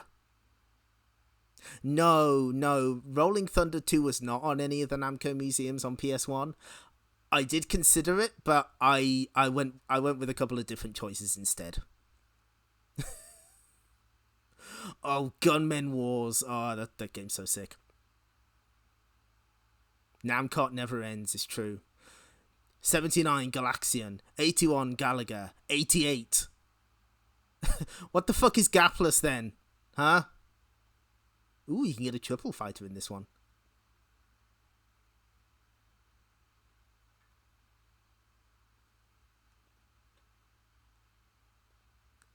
You mean this? Every 1 in 6 times you load an article on my website, if it has an MS Paint image, it will randomly replace the title screen at the top of the page. Namco Museum Volume 8. Oops, all Pistol Daimyo. So I skipped over the Japanese flyer because I know what you people want. Relive the legend. Atari games. Available as a dedicated upright or an update kit for Dragon Spirit and Pac-Mania. Pac-Mania's over. Get the fuck out of here, old man. Galaga 88 is here. Updated gameplay of the popular arcade classic. New colourful animation to attract all players. Dynamic music score to entertain every crowd. Warp feature jets players to challenging new levels. Destroy the planet of slow earnings. Players select single or dual firepower game start. New adversaries require unique strategies and tactics. Arcade Classic means instant player appeal and extended earnings longevity. Continue feature lets you keep your firepower. Journey to the faraway land of Galaga, a favourite place of game players everywhere. Players fight the mighty Galaga Army Corps to rid the universe of pesky space creatures. Battle through levels of new challenges and adventures for never-ending entertainment. Skillful players can increase shot strength from single to triple firepower and increase shot speed. A super soundtrack awaits players who are expert enough to reach the many challenge stages. A new feature allows players to magically warp to mysterious new worlds and make every game a unique experience. Relive a legend and contact your Atari distributor today. Observe your progress through many dimensions. No, not enough about the earnings, Atari. You're falling off.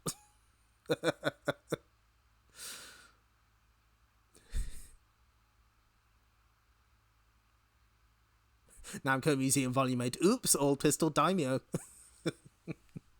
So, Dig Dug 2. Flyer here.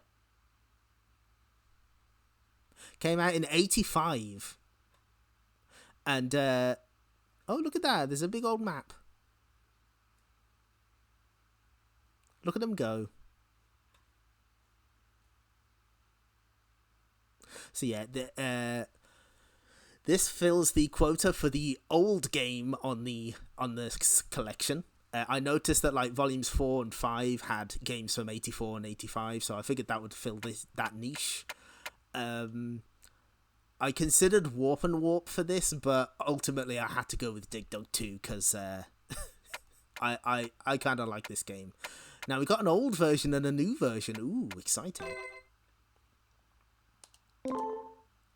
And the manual helpfully tells us what the differences are. This title shifts from the underground setting of the first Dig Dug to an island, letting players take control of Dig Dug to fight off monsters, pukas and figars. Dig Dug can hit a monster with the drill, inflate them and pop them, or sink parts of the island so that the monsters sink. Japanese users refer to the inflating and popping animations as plug coupon.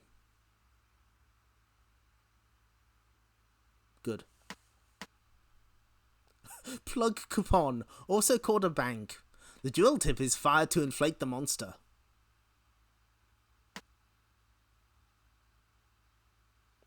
So, yeah, this takes place above ground, and a lot of it is about destroying land and not sinking. Scream Dig Dug every time as a borrowed Dank Pot's bit. The old version and the new version of this title have different stage configurations from the first level, allowing players to enjoy different fun in each version. Compared to the old version, the speed of the enemies in the early rounds is reduced in the new version, making it easier to play in the early stages. However, the later rounds are more difficult in the new version and are not overly easy throughout. And we got an instruction card there.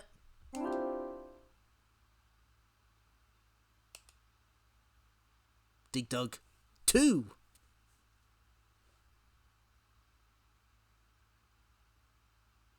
I don't know why one of them has a mysterious ellipses at the end.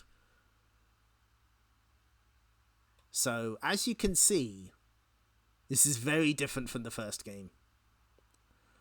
But there is a bit of strategy in drilling posts, because as well as destroying the land, monsters can't move past cracks in the floor, so you can herd them. Anyway, I am fucking garbage at this game. Let's go. I was going through my squall phase, yeah. So we can drill and we can plug coupon. But let's just make him take a fucking bath.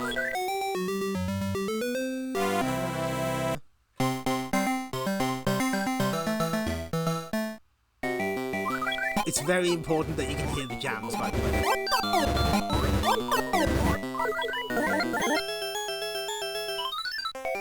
And just like the first game, if you leave them be, they will escape. They'd rather do that. They'd rather drown. Poor fuckers. Game's a bit loud, hang on.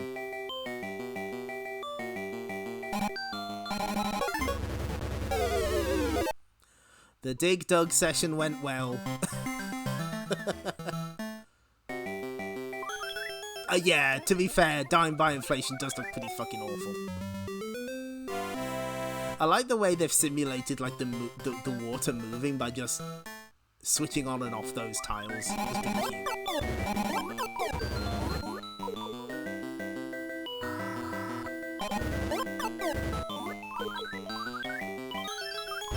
So, as in the previous title, you can half inflate enemies to get them off your back.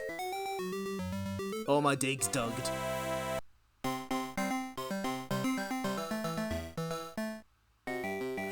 The main thing that's a bit weird about this game is just how the movement works, because you're still sort of on a grid. It's a bit like the Tower of Galaga of all things.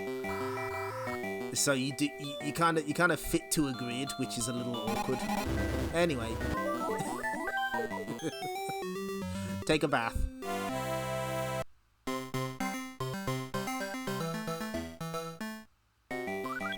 This also had a NES port, which, unlike the port of the first game, actually came out in the US, which is a bit surprising. For some reason, they didn't bother with the first game in America. Or Europe. Oh, we got away. This way, friends. I'm not scared of you. Whoop. Maybe a little. Maybe I'm scared a little.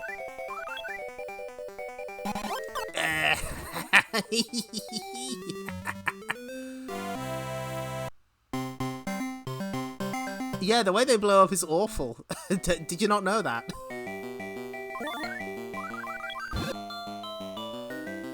Dig Dug. I think I understand why he's divorced. Let's put it like that.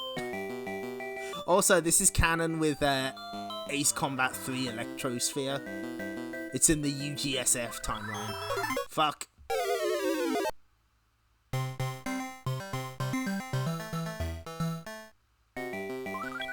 No, it doesn't have as much esoteric bullshit. It's a reasonable arcade game for humans. Although, can you imagine if it did have like really weird arcane secrets?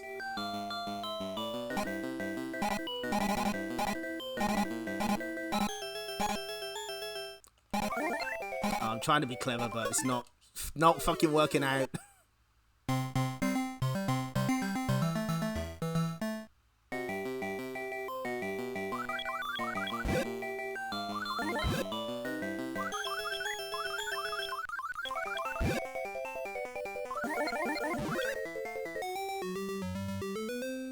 As far as I'm aware, I think I'm trying to think. Was this on the Xbox 360 collection? I can't remember. But it was on the DS Namco Museum. That one was done by M2. That one's pretty good. Oh shit. Oh my god. Oh jeez. Now I know why Iori was screaming at Puka in the song in our mixtape intro. They just got Rie Kugamiya screaming at Puka. They recorded that.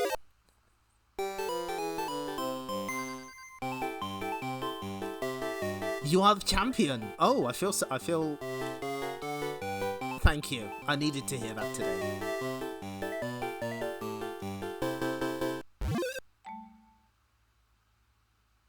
No, I'm good. That's not a great score. So, let's show off the old version.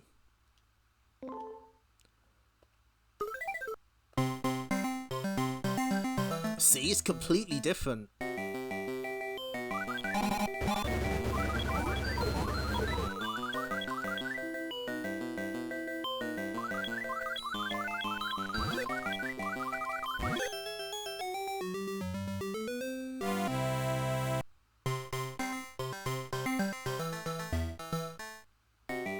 I think some of these are the same between versions, but some of them aren't.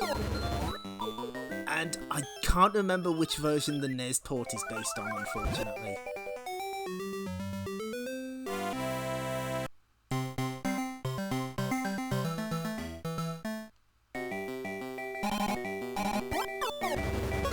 Ah.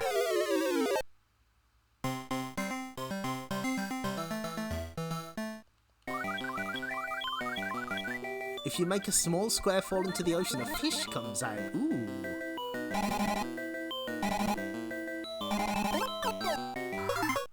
I guess that's a NES exclusive Easter egg.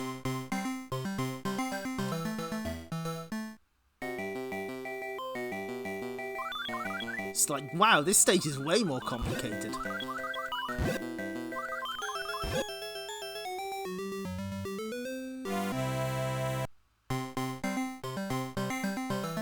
See, we're back to the A stage again.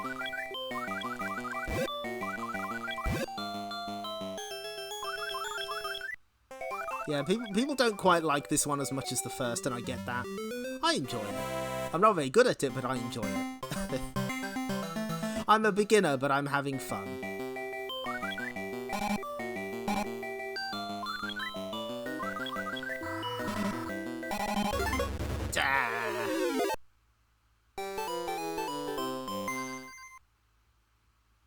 Yeah, I think there's some stages that are shaped like letters and some that aren't. I don't think it spells out Namco, though.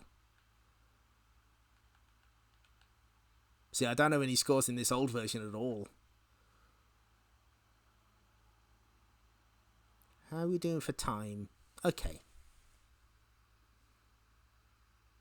Yeah, I've never played Digging Strike. I really want to, though. That sounds really interesting. Oh... Wow, the demo did really good. The demo did their best. Okay. So, where are we up to? Okay, we're up to here.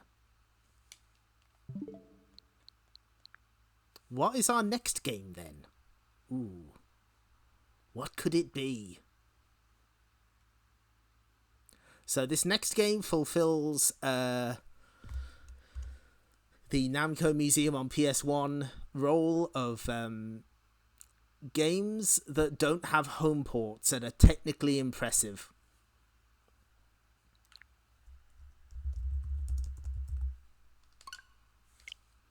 This is Metal Hawk. Check this. Okay, warning: if you get motion sick easily, this game is not for you. This game's gonna be rough.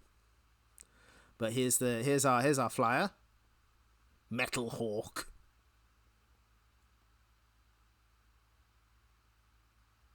Yeah, like in 1888, there was absolutely no way to bring this game home. Just no way. But check this out. We've got a map. Oh, look at that cabinet. I smell rotation effects and someone calling it Mode 7. Oh, check this out. We got like a flight stick. We got a throttle of some kind. What is this? Who are you? Ooh. I'll have to look at getting this translated at some point. Now, this is not a very well-known game, I don't think. But I've seen it before. This is, I can't remember where this is from. This is from an actual British arcade. I don't know what the fuck this game was doing here, but it worked. I'd never heard of it before. Yeah, it's pretty alright. Oh, look, it's Cosmo Gang. And nicely, there's an English version provided here. Oh, spinning. Rotation. How do we know you took this? There's no Miku Dio. That is true. This is that was before I got the Miku Dio. Yeah, I can't remember what Konami game was next to it, unfortunately. Raid enemies' territory and destroy military targets. The first point.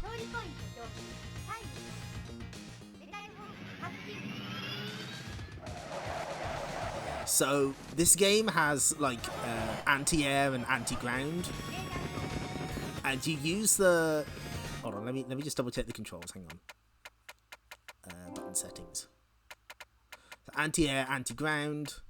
You can use the shoulder buttons, or you can use the control stick and throttle.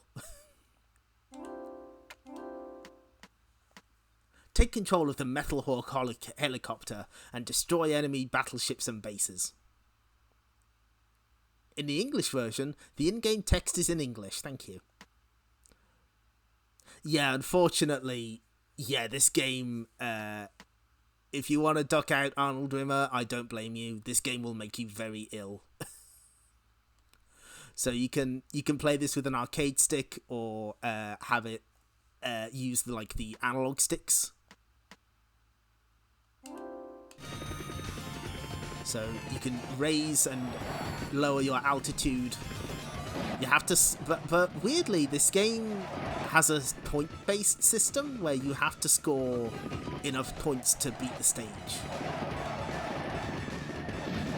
Oh no! Oh, we're down. Does that every time, by the way.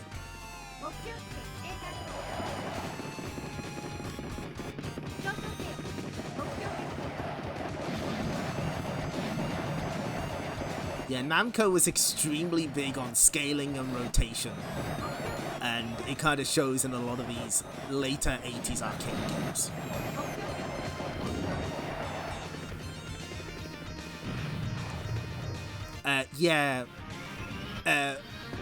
Older FPSs make me motion sick as well, if it's any consolation. But yeah, if you have the stomach for it, this game's pretty alright. It's basically a seek and destroy. It's like Raid on Bungling Bay, if Namco made it.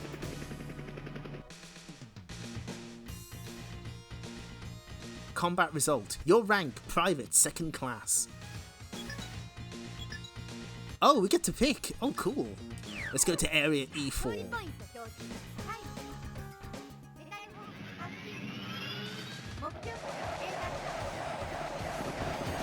So the thing is, you have to lower your altitude, otherwise your anti-ground weapons will just miss. So you do have to vary between them.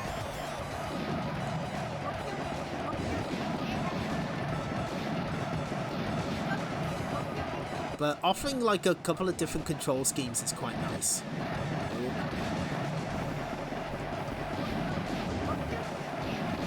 Like, I'm using the shoulder buttons to fire at the moment, and using the right stick to move up and down. I guess this is a bit like Thunderblade, but more open, more defender-ish almost. Oh, okay, we got him. But yeah, you're basically limited by the timer. Oh, is that a baseball stadium? Oh no! Whoops! It was they were playing illegal baseball. That's what they were doing. It was the stadium of the Bad News Bears. That's my story, and I'm sticking to it. They also didn't translate any of the voices, so presumably the commander lady from Assault Plus is sort of shouting in your ear.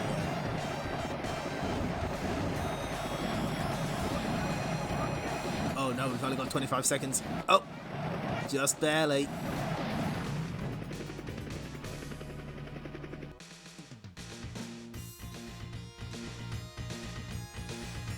Yeah, Namco was really big on rotation, and I believe...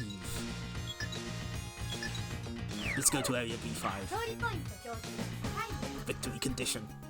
So, I cannot remember the name of it, but there was a game very, very similar to this being developed by Konami in about 87, 88, maybe 89.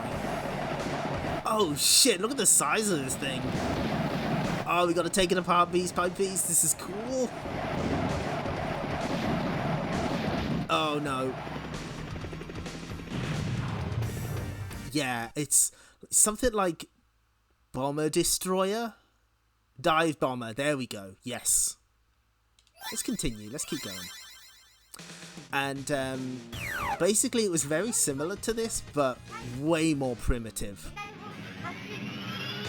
That's it, oh my god. Kyuko Baku Gekitai, there we go. That Japanese name is a mouthful for sure. But it's something like Dive Bomber Squad. And it's very similar to this, but way more primitive. And my guess is Konami saw this game and they were like, well, shit, we can't release this. This is embarrassing. But miraculously, it was preserved for me. Some hero found it. But Konami's approach to arcade hardware was very different from other companies. They'd often just like, what shit have we got on the shelf today? Let's use that. If you go to the System 16 page, you'll see more info. Like they have to group them roughly by the video hardware they use, and there's no like names or anything. So it's like Mystic Warriors hardware and stuff.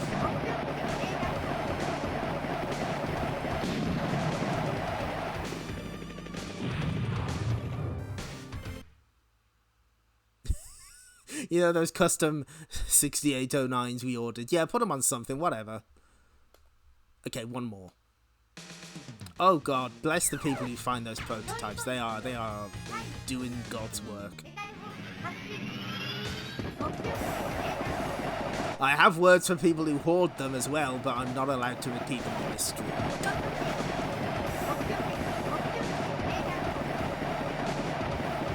I wonder if you can, like, destroy this. If you get rid of enough of its parts. But look at this, though. It's this giant fucking plane. Oh, it's so cool. And imagine playing this on the real cabinet was an experience as well.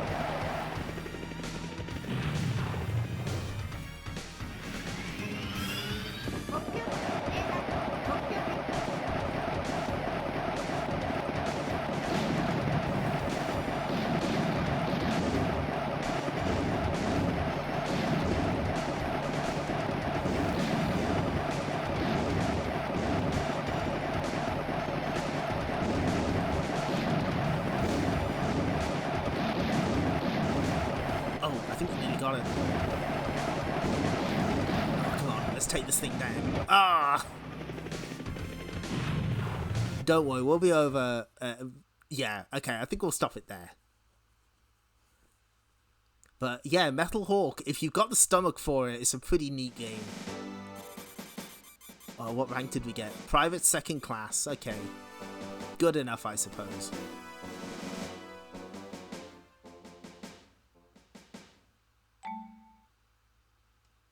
No, I'm good. That's too embarrassing. But yeah, that's Metal Hawk. That fills the niche on Namco Museum Volume 7 of game that's technically impressive with no home port. And so let's move on to our final game.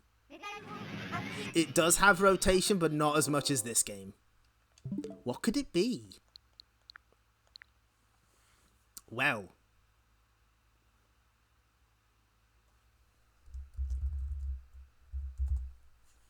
it's this game.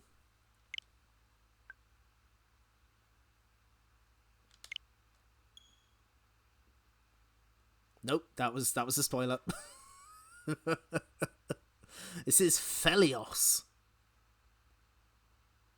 Look at this artwork. Holy shit, does this go in hard. I get the feeling this might have been done by the same person who did I think they did the Splatterhouse artwork.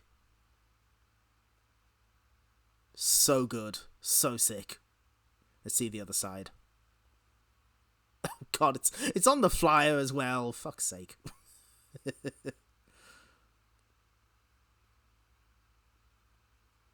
So this is a vertical shoot 'em up. Now, the reason I put this on my list was another technically impressive game that had a home port that didn't quite do it justice. So that would be games like Ordyne, the Genji and the Heiki clans, The Legend of Valkyrie. This had a Mega Drive port, which is pretty solid, but it's not quite the same. Yep, Namco did make a certain part of this a selling point, as we are going to see. Sadly, this only has the Japanese version. A world version does exist. Let's take a look at the manual. Take control of the courageous young knight Apollon and mount the winged horse Pegasus as you fight to free Queen Altemis from the evil beast Typhon.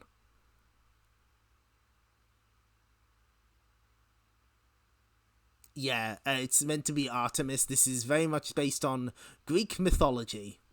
Shoot Bubo, the golden owl, and he will turn into an item. Lots of items here. Playing manual. You got a little story there. So this is kind of a bit like Dragon Spirit, but it's there's no ground enemies. There's just a shooting button.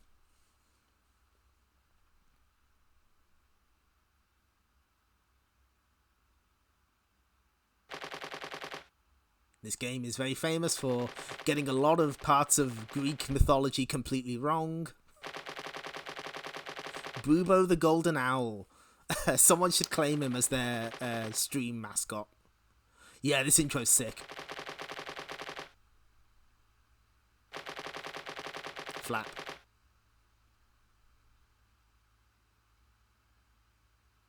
Oh, they just... That's right, yeah, she's been turned to stone by Medusa.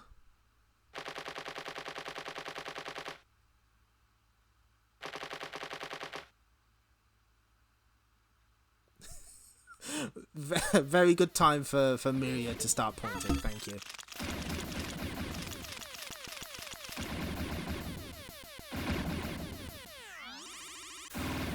Okay, let's get started. Push start, only one player.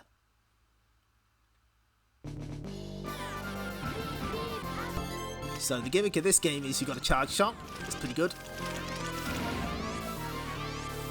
But what's really nice about this version... Hang on, let me... I remember I changed the settings here. Is it? No, okay. So what you can do is you can set the rapid fire to either do a small charge or a large charge, or just not have any rapid fire at all. So it'll do the rapid. If you just hold the button, it will constantly fire out large charges or short charges for you, which is like really handy. Otherwise, you're gonna be mashing a lot. Fuck.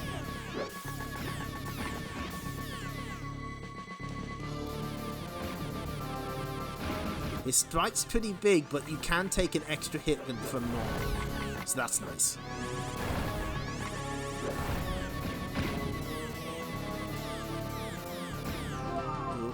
Oh no! That's a pretty good way to die. Yes, the Mega Drive version does have English voice clips in the English version, which is a little surprising.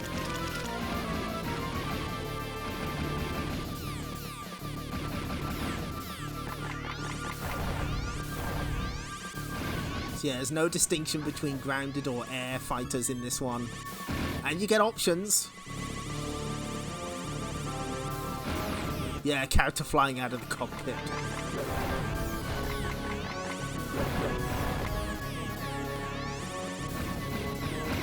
Only downside is, just like Dragon Spirit, sprite's pretty big.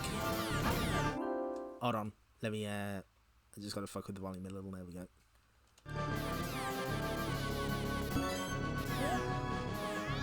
But you can take multiple hits at least. Although only 2. Oh, is that scaling I see before me? Oh, what's going on here? Yes! And you actually head down and you can fire and shit. Oh, that's really good. And there's a little rotation. But you also get like this massively powerful weapon.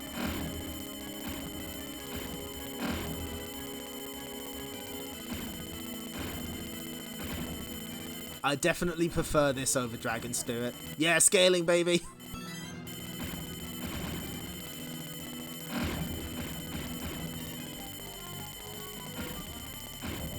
Scaling and rotation. We have the technology, let's use it.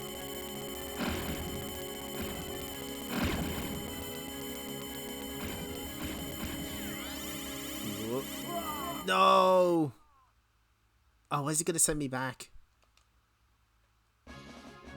Okay, that's alright then.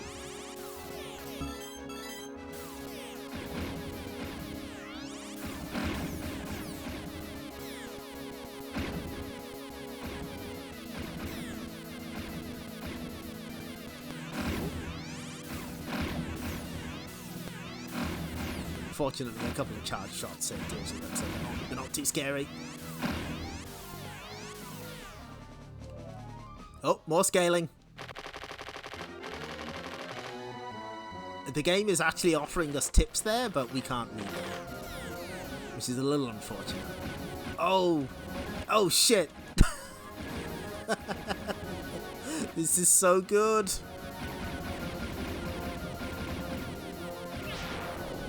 Extremely sick. Very good.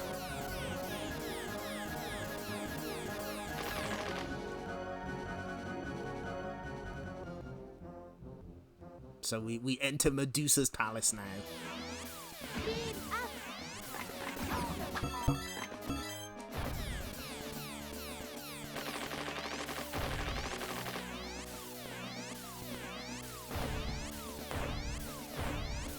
Sorry, those weren't the dancing eyes you ordered. I'm sorry.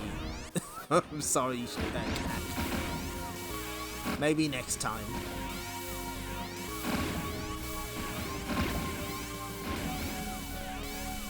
Yes, I believe you weren't here for the Dragon Spirit stream where you deconfigured. I'm not a fan, too hard. Don't like it, kinda dull. Maybe I'll like the NES version. And you know, some people like it, some people don't. That's fine. Oh, shit.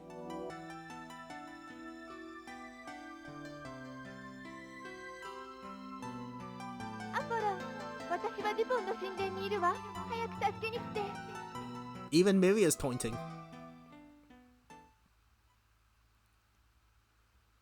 So we've freed her from Medusa's spell, but there is still work to be done. Yes, this has Rolling Thunder-esque cutscenes between each stage where Artemis speaks to you.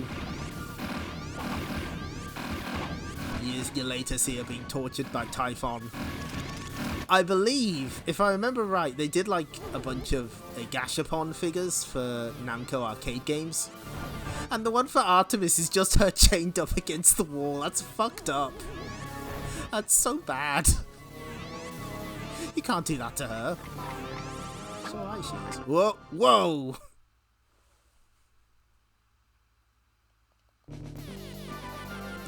Yeah, this has the anime appeal. You see.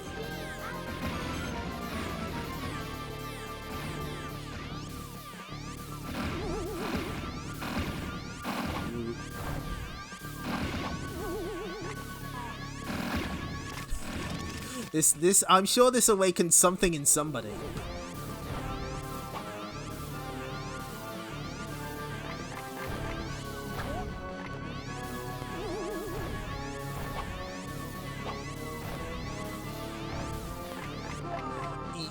Yes, that's honestly that's the reason I found out about this game. Oh.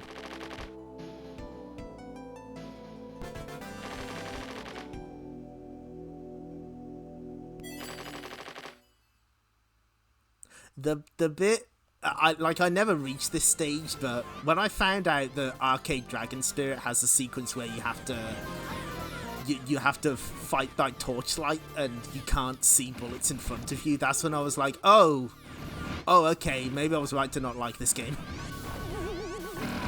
And yes, the reason I knew about the first time I ever heard about Phelios was an old website called the OPCFG that had a section on Phelios and its dark secret, being that Artemis and Apollon are relatives in Greek lore. But isn't there a lot of that in Greek mythology? Yeah, the by torchlight stage. I was like, oh no, why would you do this? That's so bad.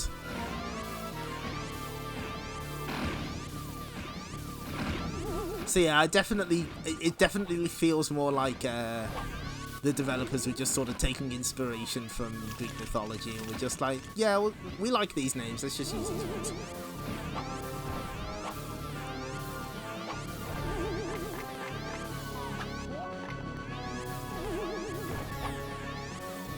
Like when a certain game developer saw the story of Chernobyl on TV and thought, oh shit, that'd make a great name for an arcade game. And thus Chelnov was born.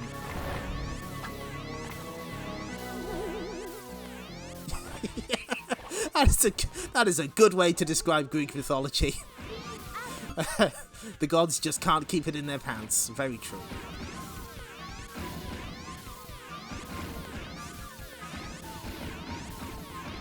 But yeah, like later on, there's a scene where Artemis is like, I want to go back to those times when we were on the beach.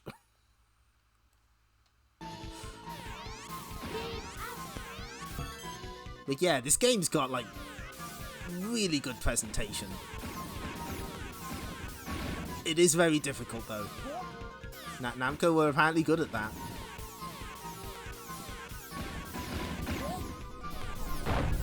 Also rotation. I tell you what, we'll have one more crack at it. What I need is, hang on. Nope.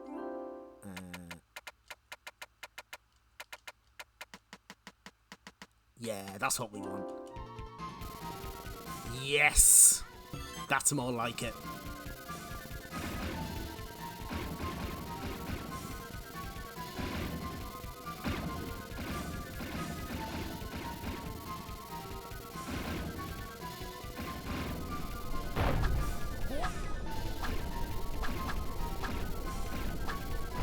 Ugh.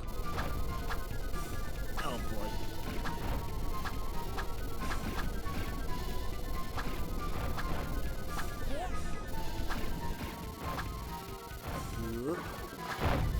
we're okay. Yep. Oh, yes! Into the screen. Good.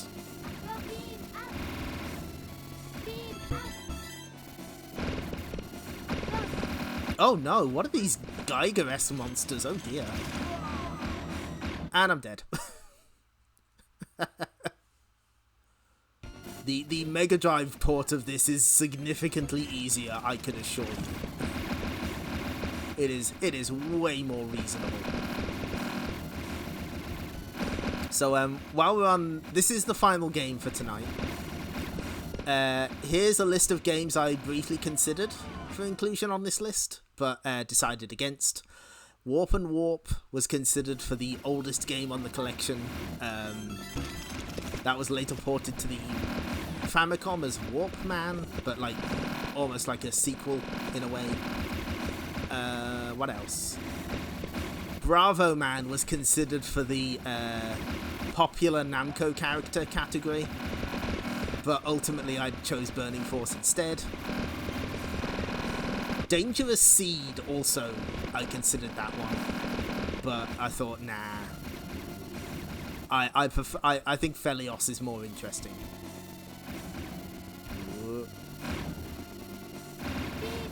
And what was the other one?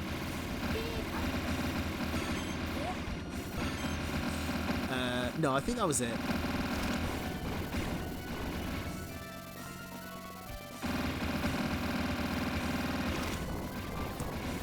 Yeah, like, Bravo Man seems like an obvious one, but I imagine at the time they may have found it difficult to port it because of the controls.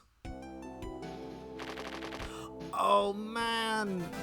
A Bravo Man port to PS2 with the sensitive buttons would have been sick. Oh, that would have been so good. Fortunately, the Arcade Archives version allows you to use the analog stick to replicate the analog functions of the controller, which is actually like works way better than you think it would. We have showcased Bravo Man on the stream before.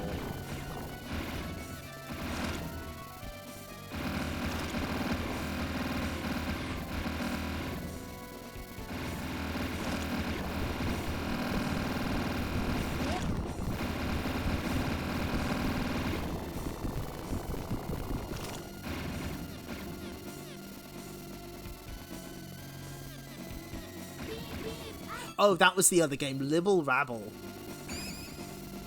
That was another game that's frequently referenced, but surprisingly never got on any of the Namco museums on PS1. I briefly considered that, but then I thought, no. Again, that one has kind of tricky controls that they might not want to try and tackle. I think it put us ahead. Oh, no, that didn't.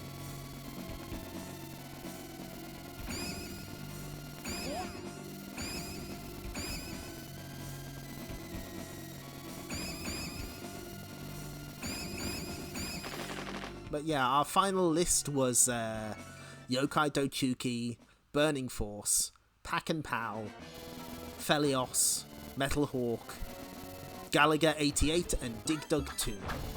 So now I turn to the viewer and ask, what games would you have put on here? If you were to make a Namco Museum Volume 7, what would you put on there?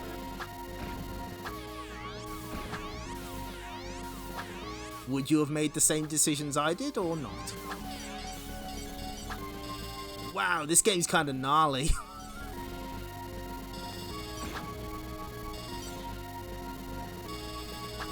Yeah, I think, like, the trick is you have to shoot the orb. Observe orb and then destroy it. Yes! Famous Greek monsters, ropers. Namco fucking loves ropers. There's Typhon.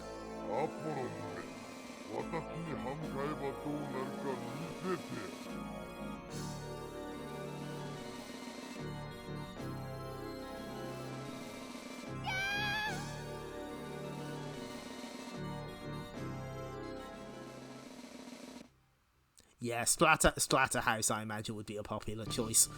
It would bump up the rating, though.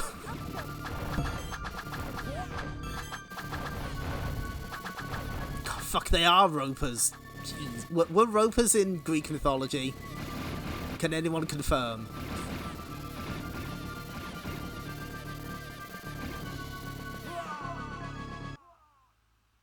Not gonna lie, that's not an easy screen to look at. They were not. Good to know. Thank you. Can't believe Namco would lie to me like this. It's bullshit.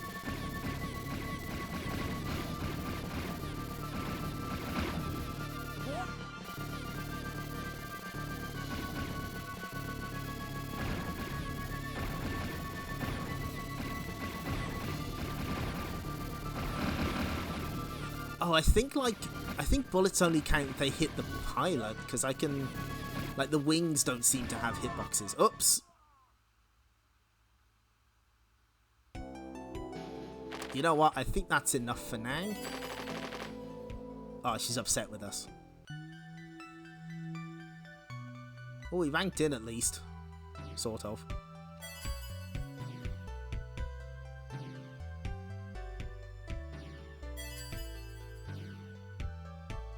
Oh, come on, faster, faster.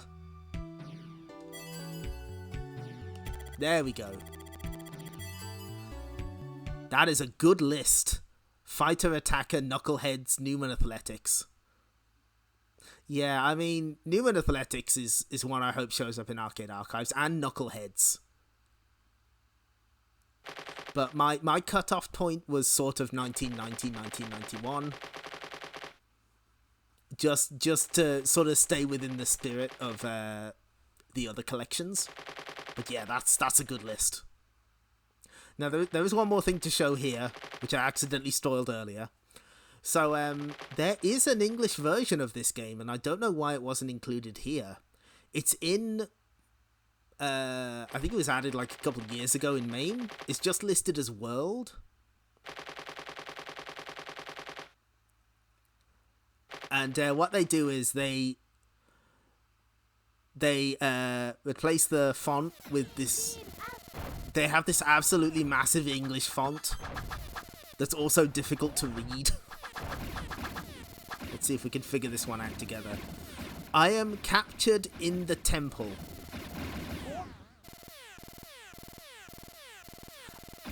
Apollon... Wait. Headed temple where Scylla awaited. Understood. Now, this English version does not have the voices. It gets rid of them entirely, and like they didn't record any new voices for the cutscenes. The Mega Drive version does have English voices for all of the cutscenes, and they're like really clear. They're like amazingly good. Yeah, there's so many. Like you could do an entire Namco Museum of just their racing games, like Ace Driver, Winning Run, Final Lap, Suzuka, 8 Hours. There is so much. They did so many racing games. Cyber Cycles, that's another one. However, let's not forget that the Wii Virtual Console did have a couple of 3D games. Cyber Sled, Solvalo, and Starblade. So I hope they come to Arcade Archives eventually.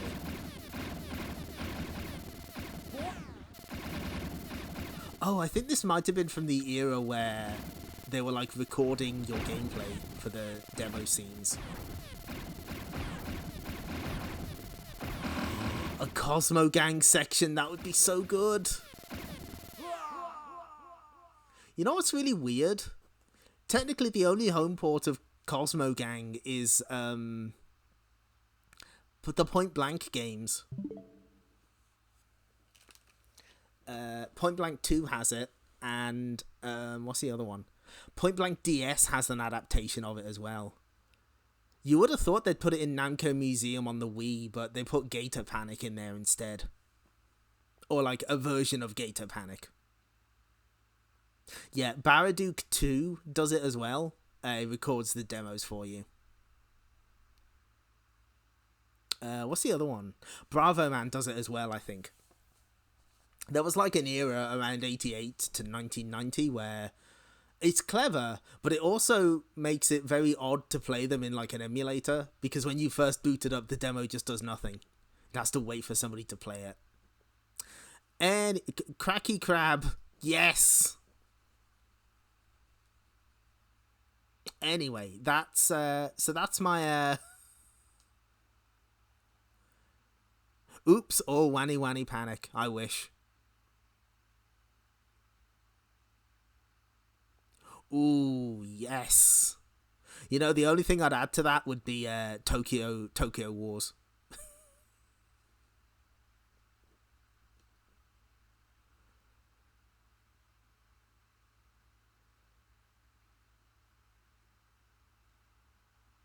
Oh, fuck, what was the name of that one? Oh, you wouldn't really be able to bring it home, though. Panic Park, that was it. Like some kind of 3D minigame collection where you have to fight with the second player over control. It's really good. So, that brings an end to Namco Museum, I'm afraid. For now. I will find a way to bring it back. But by the time we get to the next stream, I will make point redeems for adding Miria and Pac-Man to the stream layout. So you'll be able to summon them so that they can stand there and point at the video game I am playing. I'll get that sorted for next time. New friends. You see, for a brief moment, I thought, when I finished drawing this Miria, I was like, wait, why didn't I draw myself doing it? And I was like, no, I only need to be on screen once.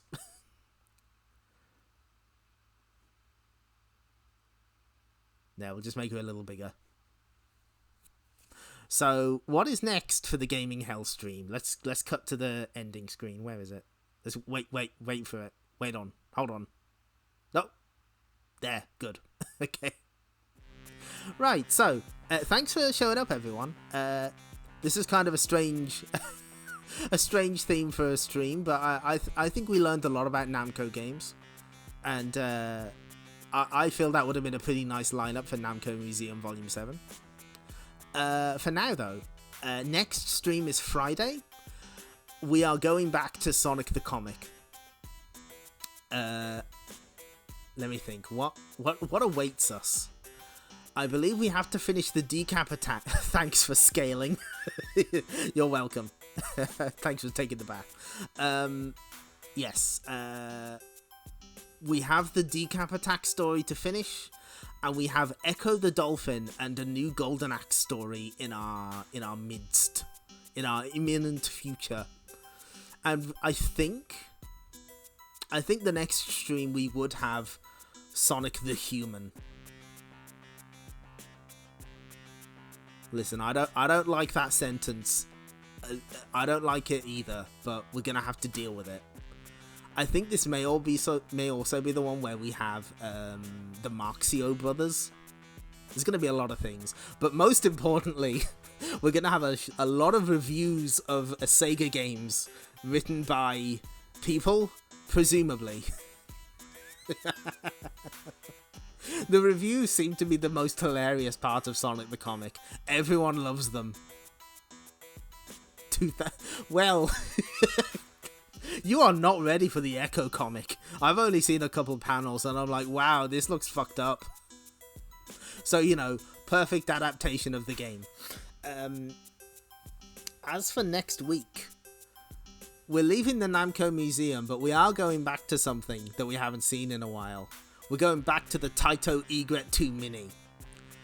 There's 10 new games to play, including the likes of Night Striker, Crime City, Chuka Taisen,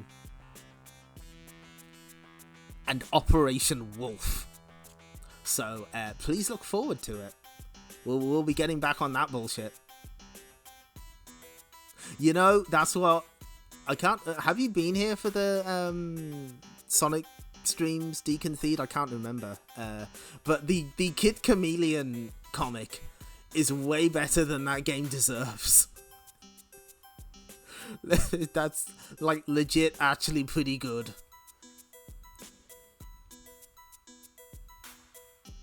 The Wonder Boy comic, on the other hand, is fiercely divisive.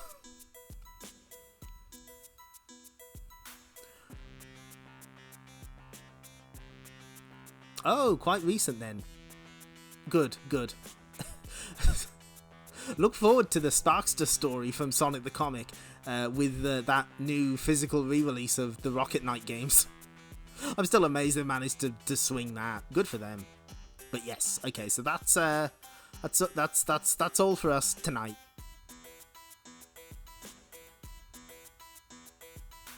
That'll do for us. So we'll see you on Friday. So take care, everyone. Bye bye, and thanks for hold on, rewind. Thanks for watching. You all take care, and I'll see you next time. Bye bye.